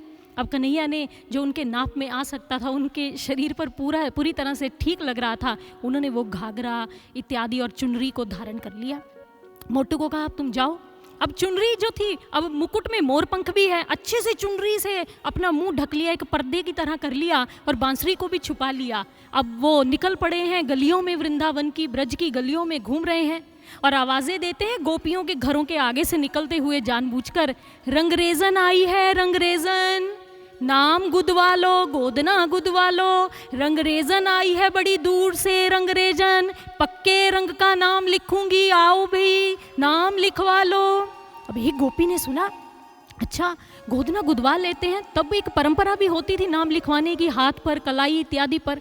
अब 2-3 गोपियां और बाहर आ गई। अब मन में तो कृष्ण कन्हैया से रूठी हुई हैं क्योंकि मैया को शिकायत की है कृष्ण ने, लेकिन क्या करें, आत्मा तो श्री कृष्ण की ओर ही बढ़ती चली जाती है, आकर्षित होती है। अब गोपियां बाहर आ गई। कन्हैया ने घूंघट किया हुआ है, घाघरा इत्यादि पहना हुआ है। अब कन्हैया छुप छुप कर अपना मुख छुपाते हैं, गोपियों से आवाज़ भी बदल बदल कर बोलते हैं। अब गोपियों ने कहा, क्यों रंगरेजन, कैसा नाम लिखोगी? कन्हैया कहने लगे, जैसा तुम कहोगी वैसा ही नाम लिखूंगी। अब कन्हैया अपनी चुनरी को भी पकड़ते हैं। अब जैसे गोपियां करती हैं वैसे ही चुनरी पकड़ पकड़ कर उनसे बात कर रहे हैं। अब कन्हैया ने जैसे ही कहा तो एक गोपी ने कहा, ऐसा करना, मेरे शीश पर लिख दे श्याम मुरारी। दूसरे ने कहा, हृदय पे लिख दे मदन मुरारी। तीसरी कहने लगी, दृग पर लिख दे दीन दयाल। एक ने कहा, श्रवणों पे लिख दे श्याम बिहारी। एक ने कहा, कपोल पे लिख दे कुंज मुरारी। कृष्ण ने कहा, धत्ते रे की, देखो रूठी बैठी है मुझसे और नाम मेरा ही लिखवाना चाहती है, हृदय पर, शीश पर, कहीं कहीं दृग पर, कह रही है मेरा ही नाम लिख दो। श्री कृष्ण लिखते जा रहे हैं, लिखते जा रहे हैं, जैसा जैसा जिसको चाहिए। अब इतने में कहते हैं हवा का एक झोंका आ गया। हवा का झोंका ऐसा क्या आया, कन्हैया की चुनरी जो थी ना वो थोड़ी सी सर से पीछे हो गई। एक गोपी ने देखा, दैया रे दैया, देखो रे सखी, ये तो कन्हैया लग रहा है। अब चुनरी और हवा का झोंका आया, चुनरी बिल्कुल सिर से पीछे हो गई और मुंह और मुकुट दिखाई देने लगा। गोपी ने कहा, अच्छा जी, ये रंगरेजन आई है आज हमारे यहाँ पर, अच्छा अभी खबर लेती हैं तेरी। अब जैसे ही चुनरी कन्हैया भागने लगे, चुनरी नीचे गिर गई तो उनकी बांसुरी भी दिखाई देने लग गई। गोपियाँ प्रसन्न हो गई कि कृष्ण हमें मनाने तो आए हैं ना, कम से कम हमारे प्रेम को सार्थक तो किया है ना इन्होंने। भक्तजनों, ये कैसा अद्भुत प्रभु और भक्तों का प्रेम है। ये ऐसा प्रेम होता है ना, जब प्रेम का दाना कहीं डाला जाता है ना भगवान के लिए, तो भगवान उसे चुगने के लिए आते ही आते हैं। जहाँ प्रेम होता है बिना मोल के बिकने के लिए तैयार हो जाते हैं, बिना दाम के, हाँ हाँ मुझे खरीद लो, मुझे तो प्रेम ही चाहिए, बस तुम्हारा, तुम्हारे भाव ही चाहिए। और इतना ही नहीं, ये प्रेम ही है जो निराकार को साकार बनने के लिए विवश कर देता है, जो एक विरक्त को रागी बनने के लिए विवश कर देता है और कृष्ण को गोपी बनने के लिए विवश कर देता है। कभी तो भक्त प्रभु के इशारों पर नाचते हैं ना सज्जनों, लेकिन भगवान भी अपने भक्त के लिए नर्तक बन जाते हैं। भगवान सोचते हैं क्या हुआ, क्या हुआ, मेरे भक्त भी तो मेरे लिए नाचते हैं, अगर मैं इनके इशारे पर नाच लूँगा तो मेरी आन बान में कोई कमी नहीं होगी। लेकिन सज्जनों, इसमें अहंकार से फूलने वाली बात नहीं, ये तो प्रभु की कृपा होती है अगर वो हमारे संकेत पर नृत्य करते हैं, भक्तों के संकेत पर नाचते हैं। हमें उस कृपा को समझना है, हमें तो उनके नृत्य में, उनकी गति में अपनी ताल और लय को मिला देना है, बस उनके नृत्य के अंदर ही हमें सम्मिलित हो जाना है, हमें तो बस इतना करना है। आज गोपियों ने यही तो किया। जैसे रहीम जी बड़ा सुंदर कहते हैं, रहीमन प्रीति सराहिए मिले होत रंग दून, ज्यों जरदी हरदी तजे तजे सफेदी चून। रहीम जी कहते हैं प्रेम कैसा होता है, प्रेम का रंग कैसा होता है, जैसे हल्दी यानी कि हरिद्रा अपने पीलेपन को छोड़ दे और सफ़ेदी चूना जो है अपनी सफ़ेदी को छोड़ दे, तो दोनों अपना अपना एक भाव छोड़ देते हैं, अपनी अपनी एक वृत्ति छोड़ते हैं, उससे एक तीसरा रंग बनता है जिसे तिलक कहते हैं, रोली कहते हैं, उससे रोली बन जाती है। ये प्रेम होता है। रहीम जी कहते हैं यही प्रेम है। प्रेमी जो होता है वो अपनी मैं अहंकार को, उस वृत्ति को छोड़ देता है, प्रभु के रंग में मिल जाता है, एक नया प्रेम का रंग बनता है, इसे प्रेम कहते हैं। आज गोपियों और श्री कृष्ण जी का प्रेम ऐसा है।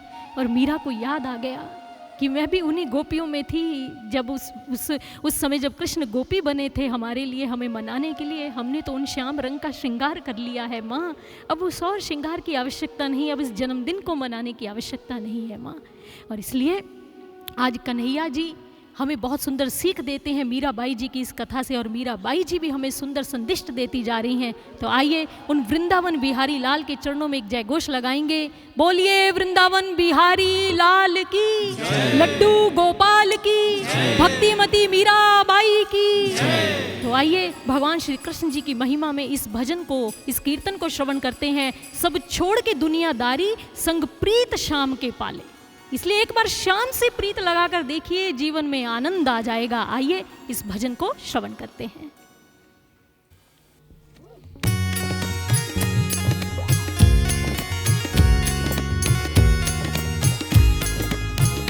ताली हो जाए हल्की हल्की, क्या बात।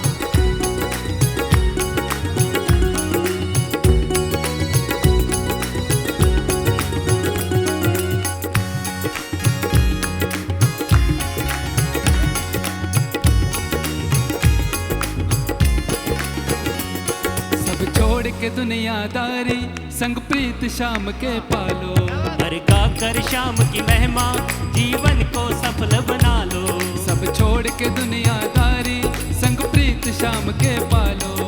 हर गाकर श्याम की महिमा जीवन को सफल बना लो। भज कृष्ण कन्हैया। जय गोविंदा जय गोपाला, जय गोविंदा जय गोपाला। जय गोविंदा जय गोपाला, जय गोविंदा जय गोपाला। जय गोविंदा जय गोपाला, जय गोविंदा जय गोपाला। जय गोविंदा जय गोपाला, जय गोविंदा जय गोपाला।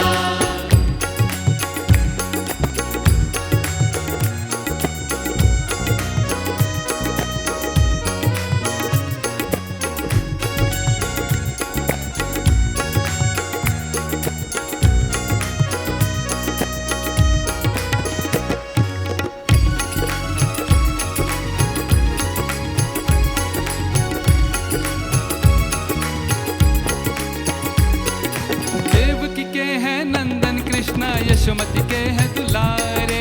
यशोमति के हैं दुलारे, यशोमति के हैं दुलारे। जो भी भजता इनको मन से उनके काज सवारे।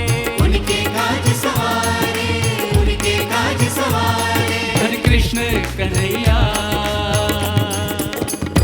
जय गोविंदा जय गोपाला, जय गोविंदा जय गोपाला। जय गोविंदा जय गोपाला, जय गोविंदा जय गोपाला। जय गोविंदा जय गोपाला, जय गोविंदा जय गोपाला। जय गोविंदा जय गोपाला, जय गोविंदा जय गोपाला।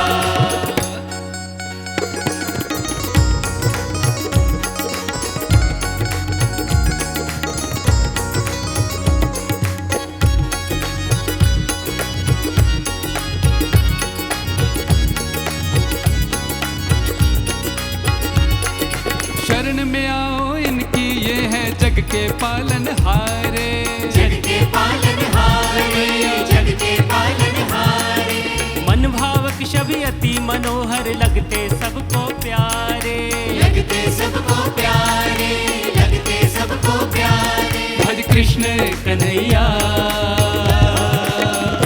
जय गोविंदा जय गोपाला, जय गोविंदा जय गोपाला। जय गोविंदा जय गोपाला, जय गोविंदा जय गोपाला। जय गोविंदा जय गोपाला, जय गोविंदा जय गोपाला। जय गोविंदा जय गोपाला, जय गोविंदा जय गोपाला।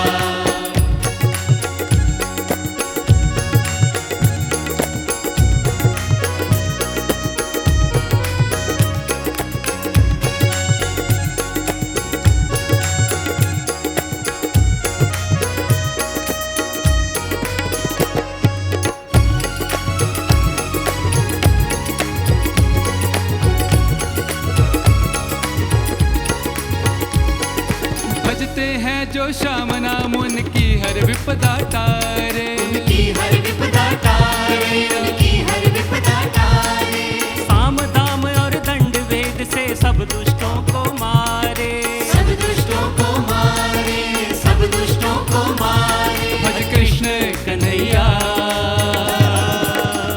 जय गोविंदा जय गोपाला, जय गोविंदा जय गोपाला। जय गोविंदा जय गोपाला, जय गोविंदा जय गोपाला। जय गोविंदा जय गोपाला, जय गोविंदा जय गोपाला। जय गोविंदा जय गोपाला, जय गोविंदा जय गोपाला। जय गोविंदा जय गोपाला, जय गोविंदा जय गोपाला, जय गोविंदा जय गोपाला। जय गोविंदा जय गोपाला।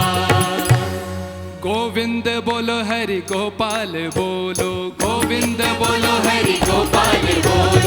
गोविंद बोलो हरि गोपाल बोलो। गोविंद बोलो हरि गोपाल बोलो। राधा रमण हरि गोपाल बोलो। हरि गोपाल बोलो। अरे राधा रमण हरि गोपाल बोलो। रमण हरि गोपाल बोलो। गोविंद बोलो हरि गोपाल बोलो। गोविंद बोलो हरि गोपाल बोलो। गोविंद बोलो हरि गोपाल बोलो। गोविंद बोलो हरि गोपाल बोलो हरि गोपाल बोलो हरि गोपाल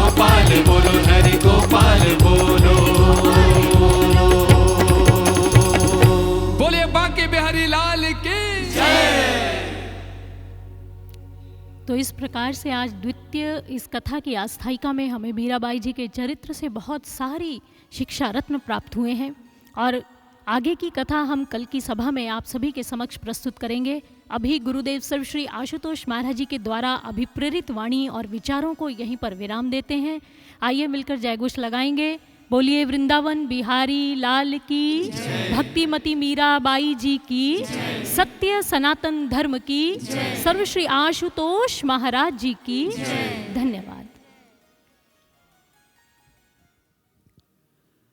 बोलिए श्री कृष्ण बलदेव की जय, सर्वश्री आशुतोष भगवान की जय, सांचे दरबार की जय। भगवत प्रेमियों, अभी हमने मीरा श्याम कथामृत के द्वितीय दिवस में मीराबाई जी की बाल्यकाल की लीलाओं को श्रवण किया। यदि हम आज की कथा को एक पंक्ति में सारगर्भित करें तो वो पंक्ति क्या है कि जब मनुष्य के जीवन में श्रेष्ठ भावनाओं का प्रादुर्भाव होता है तो उन श्रेष्ठ भावनाओं से जन्म होता है श्रेष्ठ साहस और शौर्य का। जिस प्रकार हमने कथा में श्रवण किया, सुभाष चंद्र बोस, उनके भीतर जब इस श्रेष्ठ भावना का जन्म हुआ कि देश को आज़ादी दिलवानी है, तो उनके भीतर उस साहस का भी जन्म हो गया। मीराबाई जी के जीवन में जब इस भावना का जन्म हुआ कि भगवान से प्रीति जोड़नी है, भगवान से तारतम्य जोड़ना है, तो उनके भीतर भी श्रेष्ठ साहस और शौर्य का जन्म हो गया। आए हम सभी भी भगवान के श्री चरणों में ये प्रार्थना करें कि हमारे भीतर भी ऐसी ही श्रेष्ठ भावनाओं का प्रादुर्भाव हो, ताकि हम भी समाज के कल्याण में अपनी मुख्य भूमिकाएं निभा सकें। इसी प्रार्थना, इसी भावना के साथ आइए अब समय है प्रभु की पावन आरती का। हम सभी इस दिव्य मंच से जो आरती का गायन होगा उसमें साथ ही सम्मिलित होंगे, प्रभु की पावन आरती में अपनी भावनाओं को प्रकट करेंगे। आप जहाँ कहीं से भी इस कथा को श्रवण कर रहे हैं, देख रहे हैं, अपने घरों इत्यादि से, वहीं से अपनी भावनाएं इस पावन आरती में सम्मिलित करेंगे। साथ ही साथ जो यजमान हैं, मुख्य यजमान, इस कथा के निमित्त दैनिक यजमान हैं, सपरिवार सम्मिलित होकर प्रभु की पावन आरती में सम्मिलित होंगे। तो आइए प्रभु की पावन आरती का आरंभ करते हैं। बोलिए श्री सद्गुरुदेव भगवान की जय, श्री कृष्ण बलदेव की जय, सांचे दरबार की जय।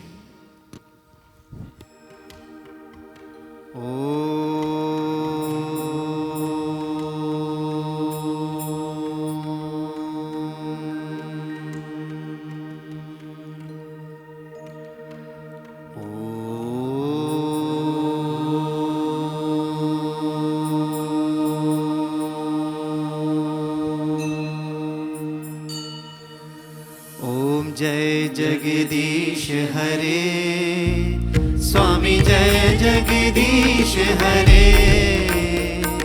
भक्त जनों के संकट, दास जनों के संकट क्षण में दूर करे। हरि ओम जय जगदीश हरे। जो ध्यावे फल पावे, दुख बिन से मन का, स्वामी दुख बिन से मन का। सुख संपत्ति घर आवे, सुख संपत्ति घर आवे, कष्ट मिटे तन का। हरि ओम जय जगदीश हरे। मात पिता तुम मेरे, शरण गहूँ मैं किसकी, स्वामी शरण गहूँ मैं किसकी। तुम बिन और न दूजा, प्रभु बिन और न दूजा, आस करूँ मैं जिसकी। हरि ओम जय जगदीश हरे। तुम पूर्ण परमात्मा, तुम अंतर्यामी, स्वामी तुम अंतर्यामी। पार ब्रह्म परमेश्वर, पार ब्रह्म परमेश्वर, तुम सबके स्वामी। हरि ओम जय जगदीश हरे। तुम करुणा के सागर,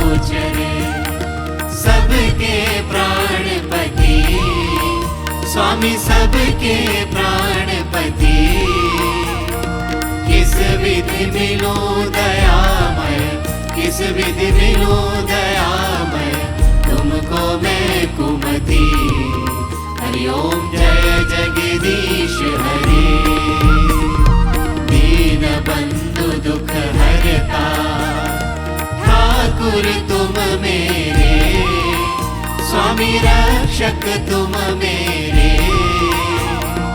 अपने हाथ उठाओ अपने शरण लगाओ द्वार पड़ा मैं तेरे हरि ओम जय जगदीश हरे विषय विकार मिटाओ पाप हरो देवा स्वामी कष्ट हरो देवा श्रद्धा भक्ति बढ़ाओ श्रद्धा प्रेम बढ़ाओ संतन की सेवा हरि ओम जय जगदीश हरे तन मन धन सब तेरा स्वामी सब कुछ है तेरा स्वामी सब कुछ है तेरा तेरा तुझको अर्पण प्रभु का प्रभु को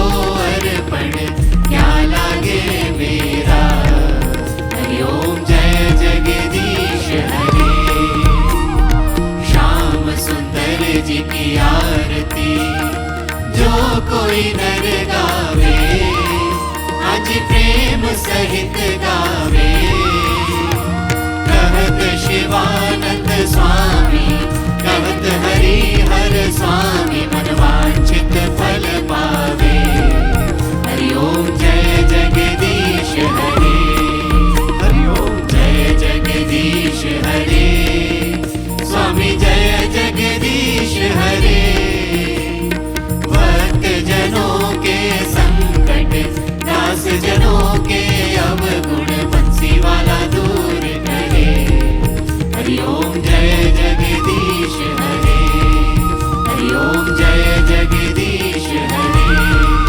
हरि ओम जय जगदीश हरे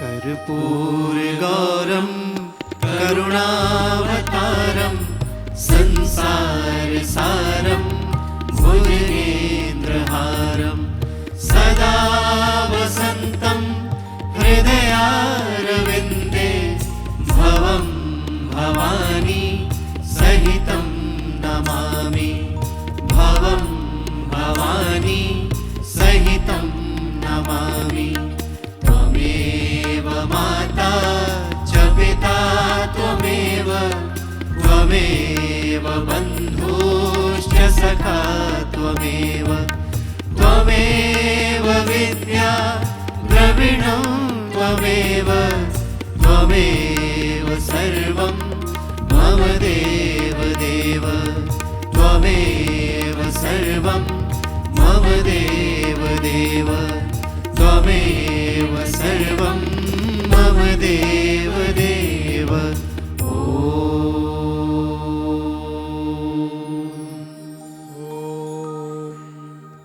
कदले गर्भसम्भूतं कर्पूरं तु प्रदीपितम् आरार्तिक्यमहं कुर्वे पश्य मे वरदो भव आरार्तिक्यं समर्पयामि आरार्तिक्यान्ते आचमनीयं जलं समर्पयामि हस्ते अक्षतपुष्पाणि गृहीत्वा मन्त्रपुष्पाञ्जलिं कुर्यात्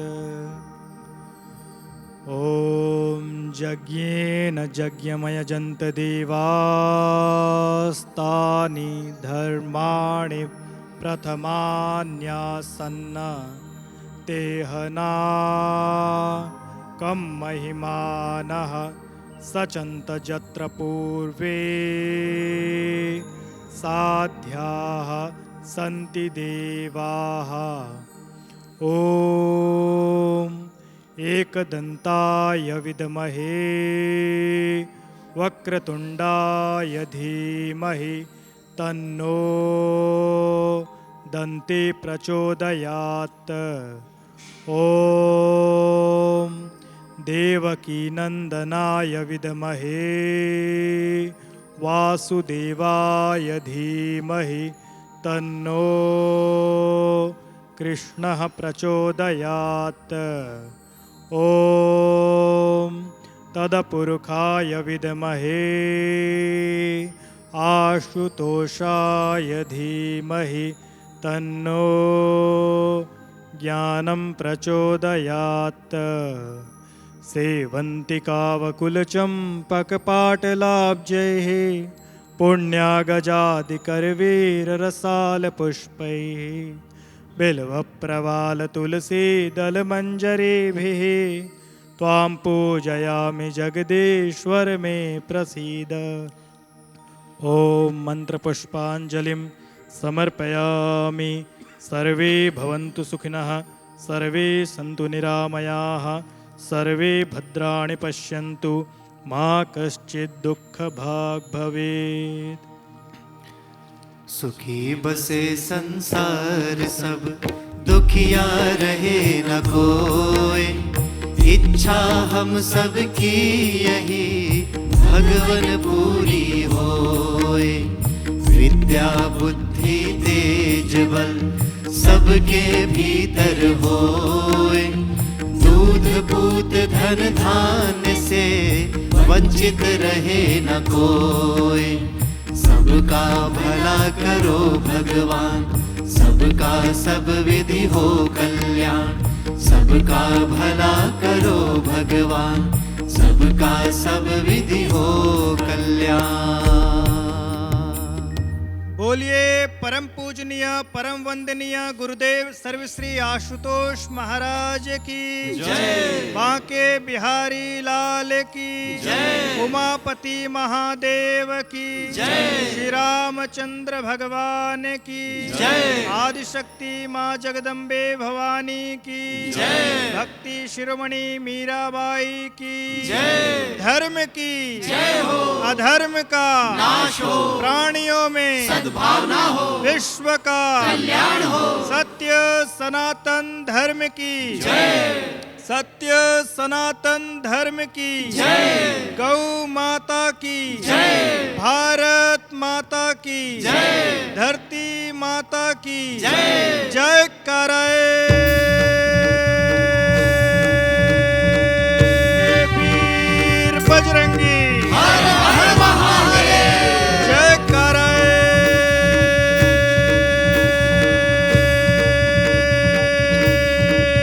वीर बजरंगी। हर हर महादेव। जय करे वीर बजरंगी। हर हर महादेव। जय श्री कृष्ण। जय श्री कृष्ण। जय जय श्री कृष्ण। ओम शांति शांति शांति। ओम